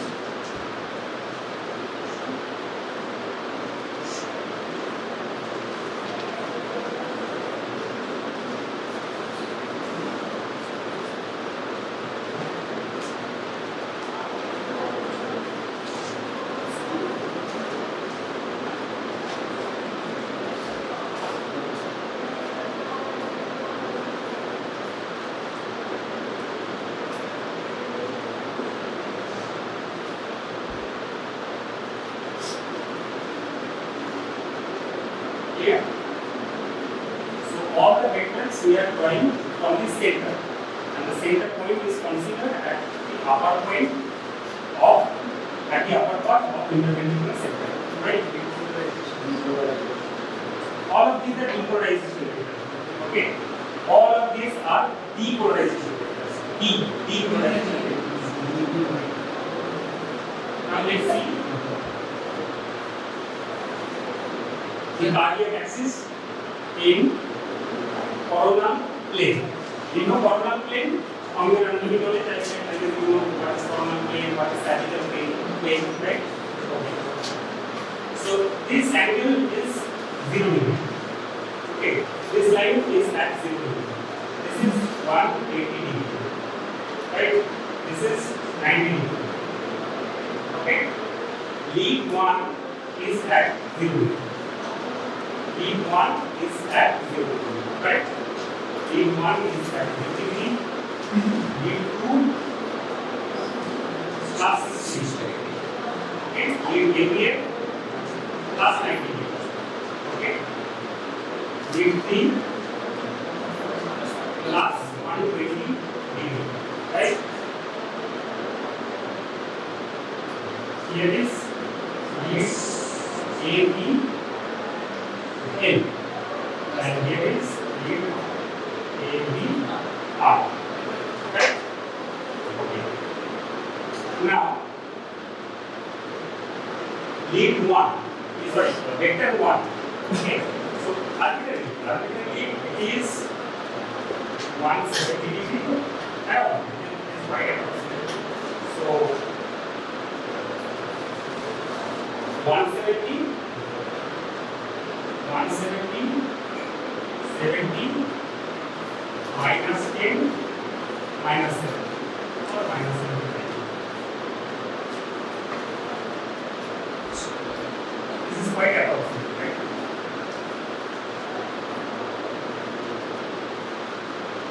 Okay, so these are the direction of vectors, right?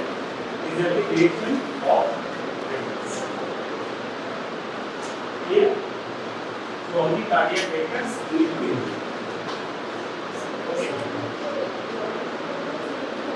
And penital area, this is minus, minus 9.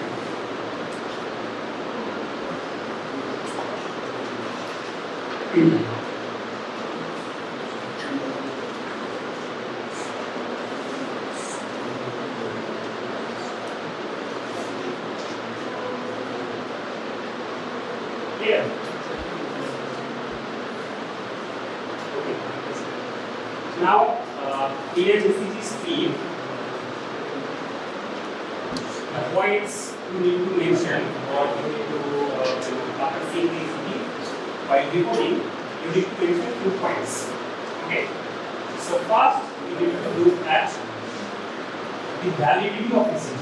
So how to check for the validity of ECG? Because it might be the situation that your technician has performed the ECG and you want to report as your patient, right? You want to report the ECG at your patient. So first, check the validity, whether lead attachment was correct or not. So how to check for lead attachment? Yes. Look at the AVR. So definitely for any individual at AVR, Tuberous complex will be negative, right? Tuberous complex will be negative and iliac will be negative, iliac will be negative, right? AVR. Because AVR is here, right? So atrial depolarization in this direction, Tuberous complex voltage in this direction, right? And the repolarization vector. The repolarization vector moves in this direction. Second, E wave is also negative. So look at area. If E wave is negative, Tuberous complex is negative. E wave negative, then lead attachment is positive. So once so atrial vector it moves in this direction towards E2, right? So E wave positive, E2 and negative area. Okay. Now, what are the causes of tuberous complex? What are the causes of tuberous complex? Now, let me explain the tuberous complex. First, let me explain the one what is the sorry. So, the generation of tuberous complex. Let's see how the tuberous complex is generated. So, So this is the sequence of ventricular vectors. So this length is important. So see, I have drawn vector 1 this much and vector 2 this much. That means the strength of vector 2 is much more higher than 1, right? So this is septal depolarization vector 1, and this is apex, and apex you see the muscle mass is much more, right? So this one, the apical vector, its strength is much more, right? And the ventricular muscle mass, again, it has got huge muscle mass. So again, this one you can see the length. So this length is proportional to this strength of the vector, right? Length is proportional to the strength of the vector. Okay. So this one. So if we consider lead over here, okay, lead over here. So see after T wave. So for one by one vector we have explained for lead 2, right? So this one positive at lead 2. Right? Positive at lead 2. Now second vector is this one, right? Second vector is this one, and lead 2 is here. Okay, lead 2 is here. So everywhere lead 2 and right will lead 2 everywhere. Lead 2. This is lead 2. This is lead 2. And I am explaining how the ECG looks like at lead 2. Right? Okay. So for this vector, you get a positive deflection. For this vector, you get a slight negative deflection. Slight negative deflection. Slight. Okay, it may or may not be seen in actual ECG. Okay, it is actually Q-wave. Right? Okay. Now, the second vector, okay, it will move up. Right? Okay. Now this third and fourth, right? Third and fourth, because it is almost moving away. So negative deflection always, right? And finally, the depolarization vector that gives rise to T, right? So am I able to explain the ECG wave in lead 2? Everyone clear? It is a depolarization.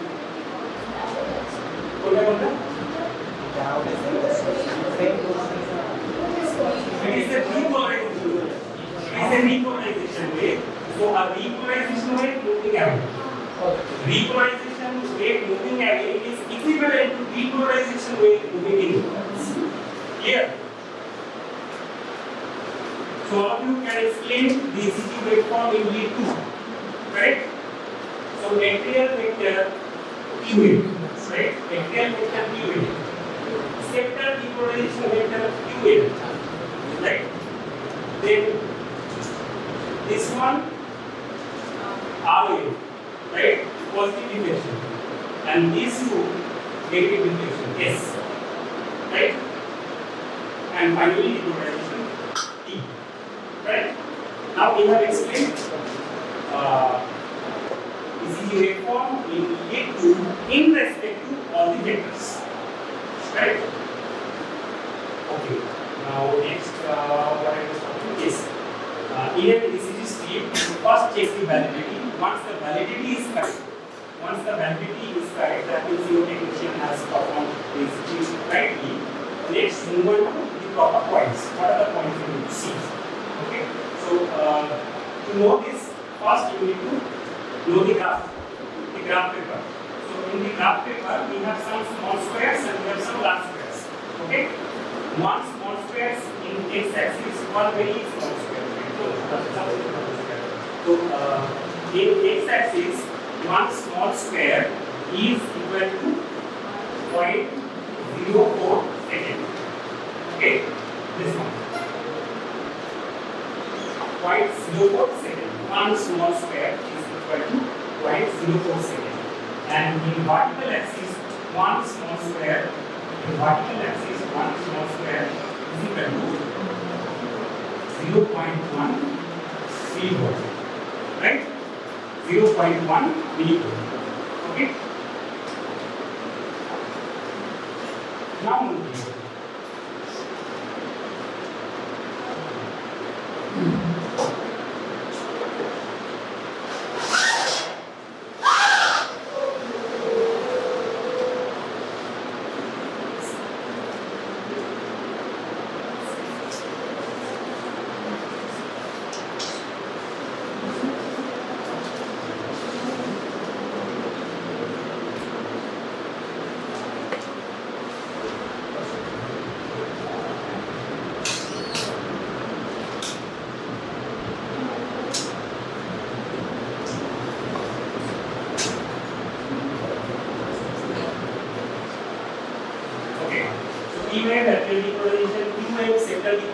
extension.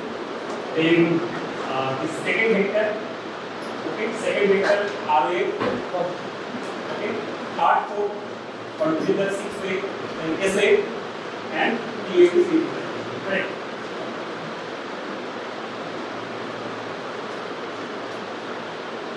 Okay.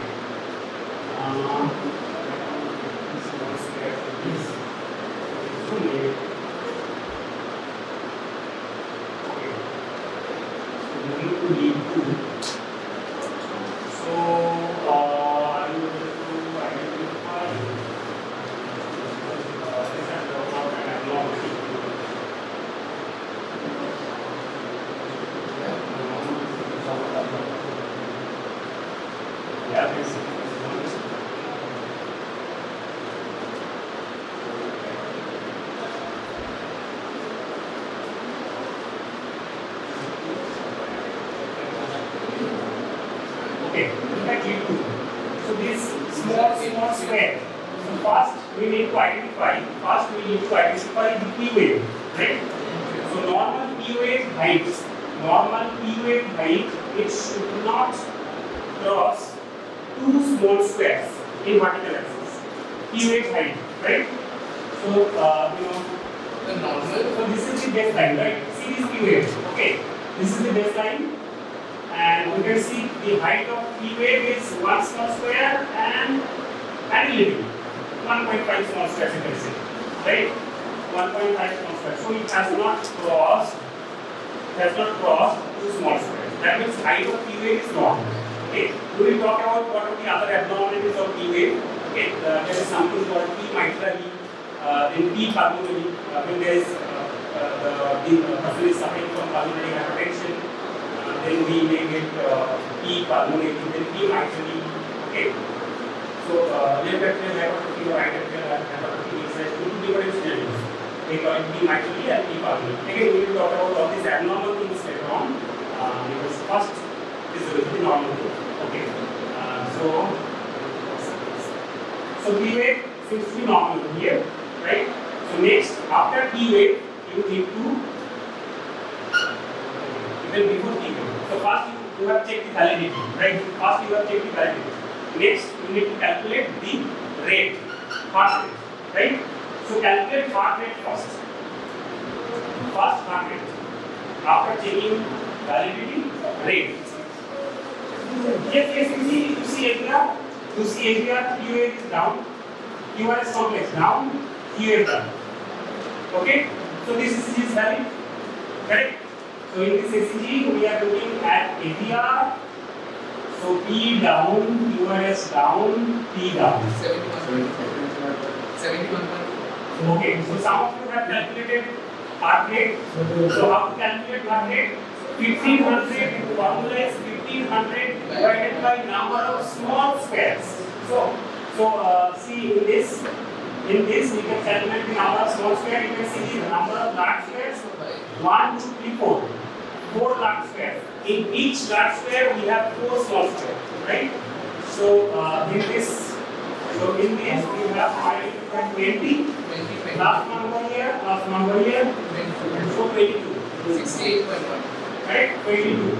So 1500 divided by 22. 1500 divided by 22 is the heart rate. All clear, how to calculate heart rate? Sir, will it happen in any? It doesn't matter because heart rate variability is normal thing. Heart rate variability is normal thing. It depends on your autonomic system function. Okay? Your autonomic system has got 2 components. One is sympathetic and one is parasympathetic. Your sympathetic system is always trying to increase your heart rate, and your parasympathetic system is trying to decrease heart rate. Bradycardia. Okay? Your parasympathetic system is trying to do bradycardia. Your sympathetic system is trying to do tachycardia. Right? So always we maintain a balance. Right? Okay. 1500 divided by number of small squares. Okay. 1500 divided by number of small squares between 2 R. Sir, parasympathetic will go tachy. Parasympathetic will try to decrease your heart rate. Okay. Parasympathetic will reduce your heart rate. Sympathetic will increase your heart rate.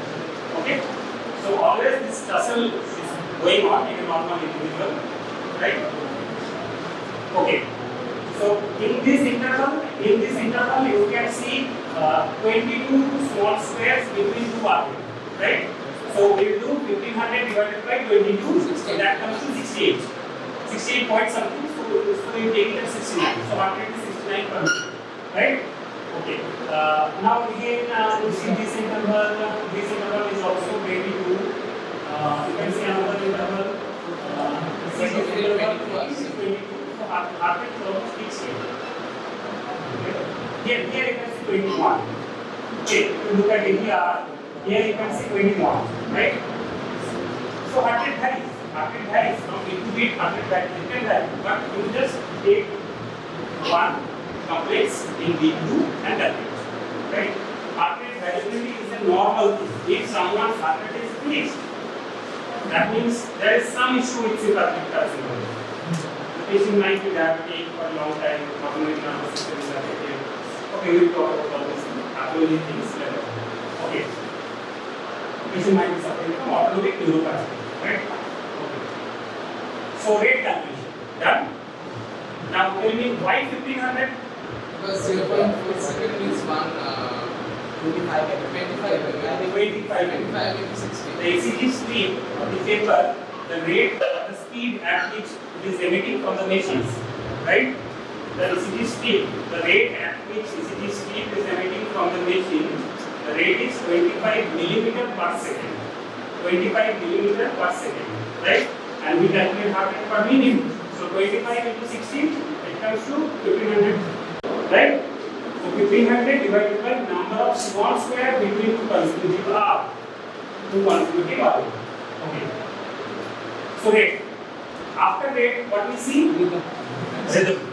Okay. So what are the points that we see? All of you must remember what are the points that we see in an ECG. First, check validity. Okay. If the validity is not correct, that means it is invalid. Immediately reject that strip. And perform fresh issue. Right? Okay. And if it is valid, first see rate. Next, rhythm. Okay. Rhythm. So rhythm means rhythm समझने के लिए आपको arrhythmia भी समझना है. So the thing is, when action potential is generating from SA node, we call it sinus rhythm. Okay, we call it sinus rhythm. So the evidence that the ECG is in sinus rhythm is the presence of P wave, right? Is the presence of P wave. If the rhythm is not generating from SA node, right? It might be generating from AB node. It might be generating from the ventricle itself. Sometimes SA node fails. Okay, sometimes SA node fails. It's different pathogens. So many diseases are there. So sometimes SA node fails. So every node will take its action. Okay, we call it every nodal rhythm. Okay, every nodal rhythm. I discussed in my subsequent classes how to identify an ECG with every nodal rhythm. Right? And again, if every node also fails, your ventricular myocardium, that may become pacemaker tissue. Okay, normal pacemaker is SA node. When SA node fails, every node takes its action. Why normal pacemaker is SA node? Because its discharge rate is higher. Okay, its discharge rate is higher. Every node's discharge rate is slow, 40%, 40 minutes. Okay? Every node 6200. Okay? SA node 6200. Every node 40. Okay? And ventricle even less. Okay? Maybe 20, 30, right? So it may also happen that all SA node, AB node fails and your ventricle is generating electricity. Your ventricle is generating action potential. So ventricle becomes an ectopic. Ventricle becomes an ectopic pacemaker tissue. Right? Pacemaker tissue. So the whole thing is reversed. Ventricle, the starting point is ventricle and it is depolarizing atria upper hand. So ventricle is depolarizing first, then atria is depolarizing. So everything is chaotic. Right? So normal event is SA node discharging. So atria is depolarized, atria is contracting, blood is coming to ventricle, ventricle is depolarized, ventricle contracting, blood is ejected to the outer, right? So everything in sync. So all this synchronization is lost when SNO-AV node fails, right? Now the ventricle is acting like an ectopic pacemaker tissue. So from ventricle, maybe from right ventricle or left ventricle, some autorhythmicity is emerging here in ventricle, right? So ventricle is first contracting, then atria is contracting. So everything in a chaotic fashion, right? That is definitely great. Yes. ওইটা হওয়ার জন্য কি lead to the AVR এর মতন I talk about ventricular rhythm, ventricular rhythm, okay. So all of these things are abnormality, and we will discuss all those things under arrhythmia. Rhythm abnormality, we call it arrhythmia. So we have a separate class, theory class on arrhythmia. Okay, separate theory class on arrhythmia. Then we will talk about sinus rhythm, then junctional rhythm. Junctional rhythm is epinodal rhythm. Epinodal rhythm we call it junctional rhythm, right? Then ventricular rhythm. Okay, then we will also talk about re-entry phenomenon. Okay, so all of these things will be discussed under arrhythmia class. Okay, so two separate ECG class will be taken on abnormal ECGs. Okay, one of the abnormal ECG class will be on myocardial infarction or MACTA, right? Myocardial infarction, one big class. Because it's very essential for all of you to know or identify myocardial infarction, okay, acute coronary syndrome or heart attack, right? All of you need to identify from an ECG, right? So this is very much important. I will be taking this class. Acute coronary syndrome, ECG changes in acute coronary syndrome, okay? And acute coronary syndrome, it has got multiple subdivision, ST segment dilution myocardial infarction, non-ST segment dilution myocardial infarction, angina. So all of these things are spectrum is there. Okay, so it's a big class, maybe one or two classes, right? Okay. Next, abnormal ECG class I talk about is arrhythmia. Okay, arrhythmia is also a big thing. Again, we need two classes for it, right? Okay, so this one is in sinus rhythm. First, know how a normal ECG looks like and how to report normal ECG, right? So this one is normal ECG. Yes. So rate हो गया, rhythm हो गया, now axis. Okay. So how quickly we can determine the axis? Rule of thumb you can apply. So lead one is your left arm, lead AV8 is your right arm. So both the thumbs are up. Yes, both the thumbs are up, right? Both the thumbs are up. That means F. Okay. So take out your two thumbs, lead one for AV8. So in lead one you can see that the thumbs up, right? And lead AV8 again thumbs up. That means both the thumbs are up. That means it is a case of normal axis, right? Normal axis. Okay. Axis determination का trigonometry कोई भी है? Accurate axis determination कैसे करना है? सबको पता है लास्ट क्लास में डिस्कस करते हैं. You remember or again we need to talk? सामने कुछ तो मिस हो रहा है. अच्छा. So the time was sinus. Even present and up it means after it depends on lead. It depends on lead. Even positive lead 1, lead 2, negative lead 3.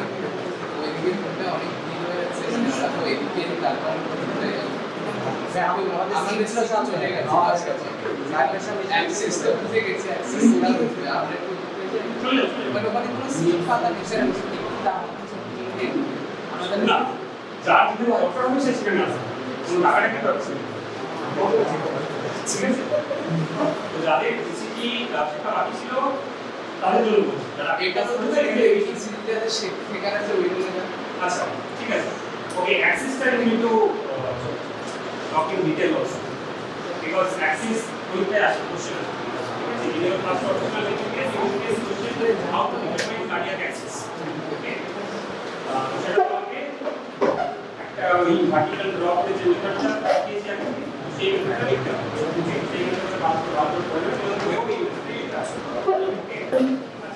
so rate result axis next what we need to see PR interval okay So number 1 rate, number 2 rhythm, number 3 axis. Rate, rhythm, axis, right? Next is P weight. P weight.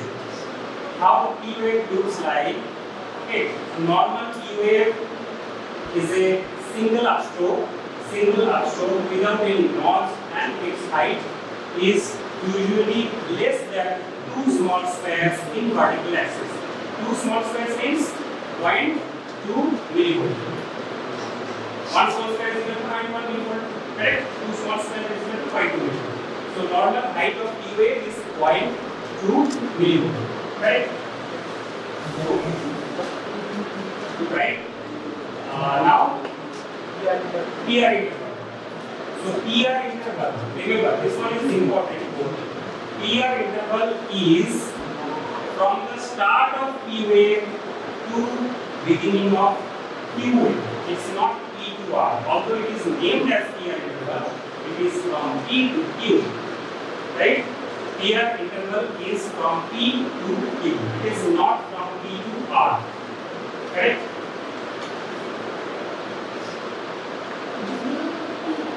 Beginning of P.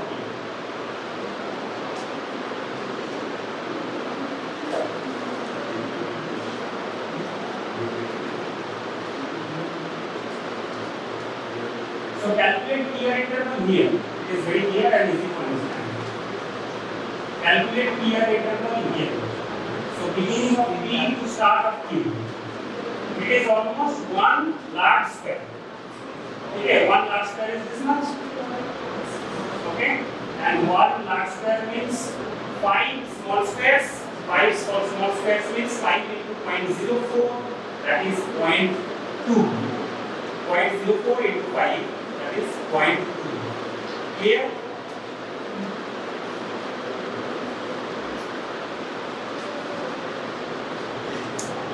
We are in this example, in this ECG, 0.2 unit second, 0.2 seconds, and the normal range is 0.12 to 0.12 to 0.2 seconds, right? 0.12 to 0.2 seconds.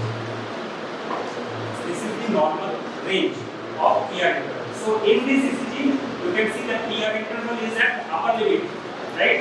PR interval is at upper limit. That means 0.2 seconds. PR interval is at upper limit. Now the question is, अगर ये upper limit cross कर देता है तो if PR interval is more than 0.2 seconds, no, not at attention. If PR interval is more than 0.2, not beginning of 2. So first tell me, just P wave. P wave is your atrial depolarization. P wave is atrial depolarization. Tuberous complex is ventricular depolarization. P wave is ventricular depolarization. Correct? Okay.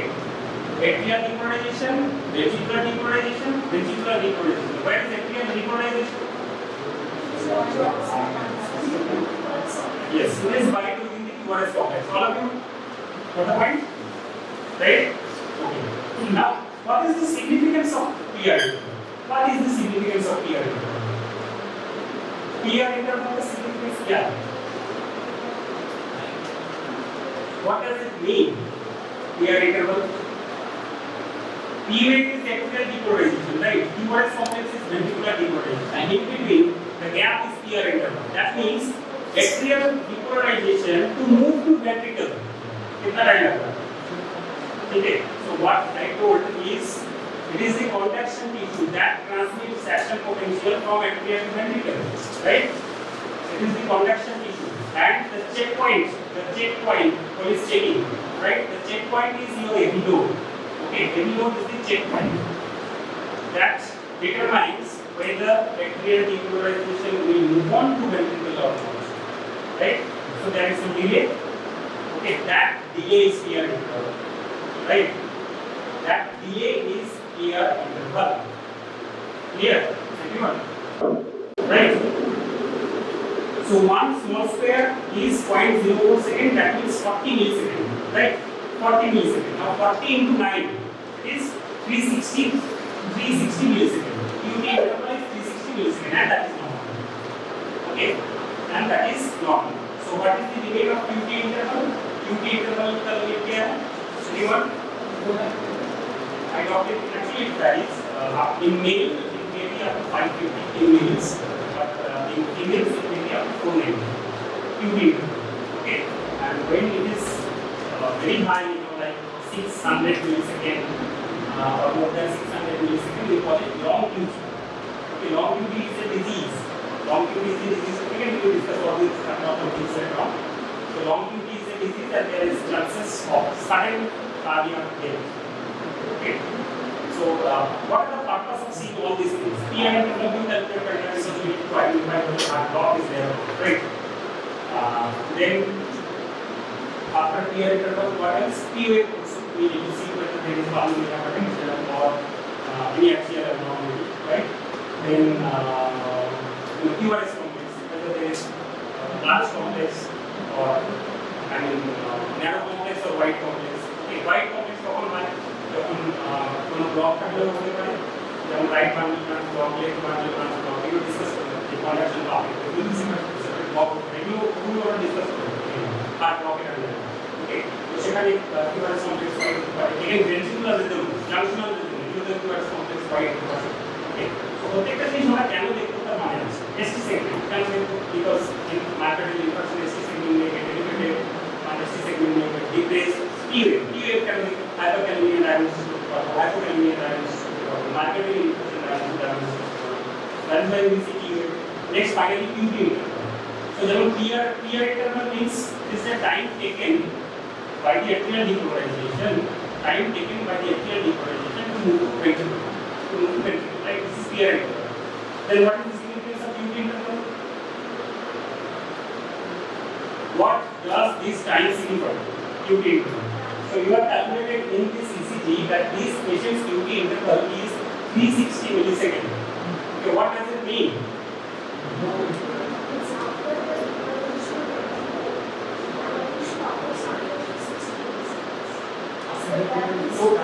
Total duration of ventricular depolarization plus repolarization. Ventricular depolarization okay, फिर repolarization होना. This total interval is QT, right? Right? QT. Total duration is QT, right? Ventricular depolarization plus ventricular depolarization is QT. Okay? Systole plus diastole, total duration. Not systole plus diastole. Actually, electrical activity it precedes axial compression, right? তার মানে হচ্ছে আমাদের checkers diagram যখন আমরা বুঝতে পারবো যখন আমরা ভেন্ট্রিকুলার প্রেসার আর ইসিজি একই সঙ্গে প্লট করব তখন দেখতে পাবো যে Tuberous কমপ্লেক্স যখন হলো Tuberous কমপ্লেক্সটা হয়ে যাওয়ার পর কিন্তু ভেন্ট্রিকুলারটা কমপ্লিট হবে ঠিক আছে মানে electrical activity precedes mechanical activity your ventricles or heart chambers contraction relaxation this is mechanical activity heart chambers contraction relaxation this is mechanical activity and ECG is electrical activity. So electrical activity precedes mechanical activity. P wave is for atrial depolarization. Atrial depolarization आगे होगे तारपरे atrial contraction. Okay. So electrical activity आगे होगे mechanical activity से बाद होगे. ठीक है. So P wave followed by atrial contraction. Tuberous complex followed by ventricular contraction. Right? Yeah. P wave ventricular relaxation. ठीक है. तो electrical activity आगे होगे. Mechanical activity points. Clear? Okay. তাহলে all the points you need to remember. SG থেকে আমরা কি কি দেব? First validity check করব. Validity যদি ঠিক থাকে, rate, rhythm, axis, P wave, PR interval, Tuberous complex, ST segment, P wave, QT. Right? So now it takes complete ECG reporting and finally there is a comment. Right? This is normal or within normal if everything is normal, right? This is normal. Okay.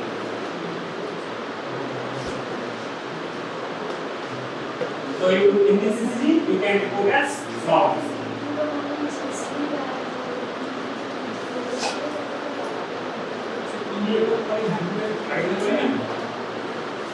Which activity class? I mean, last time you see लगी हुई देखिए। अच्छा chest region कौन सा होता है?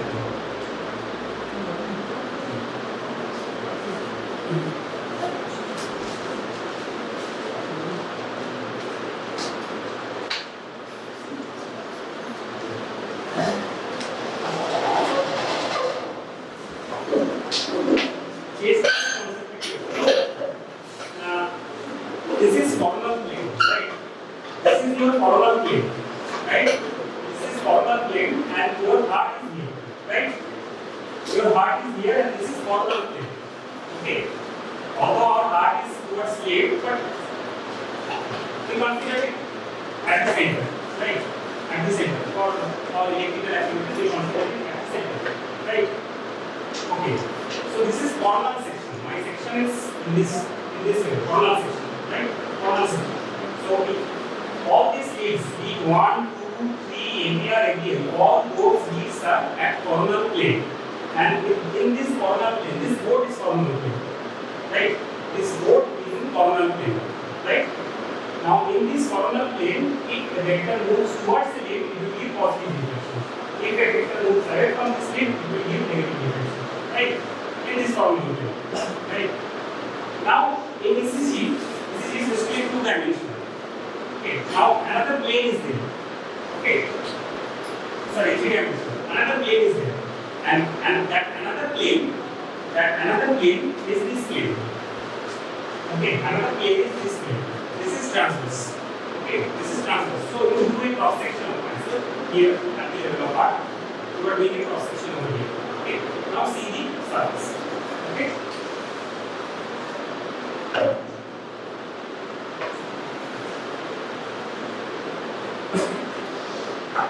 So a cross section has been done, and this is the plane, this is the transverse plane, right? In this transverse plane, you see my cross section, right? This is cross section, and this is my what? Vertebra. Okay. So this is posterior, this is anterior, and this is your sternum, right? So we have to lead D1 over here, lead D2 over here, D3, D4, D5, and D6, right? Okay. Now we get the heart disease, right? So all these chest leads, they look at heart at the transverse plane, and all these leads, 1, 2, 3, ABR, ABM, and ABM, they look hard at the coronal plane. Here, now here also the same rule is applicable. If a vector is moving towards B6, it will give rise to positive deflection. If it is away from B6, it will give rise to negative deflection. Okay, this is in transverse plane, right? And this is in coronal plane. Right? Clear? Okay. Now I guess for all new students, normal ECG is complete. Okay, abnormal ECG I will say in separate class. One first abnormal ECG class will be on heart block. Right? So abnormal ECG class we will have 3 sections. One is heart block, another is acute coronary syndrome or heart attack, and third is arrhythmia. Okay, that is rhythm disturbances. Okay, move on.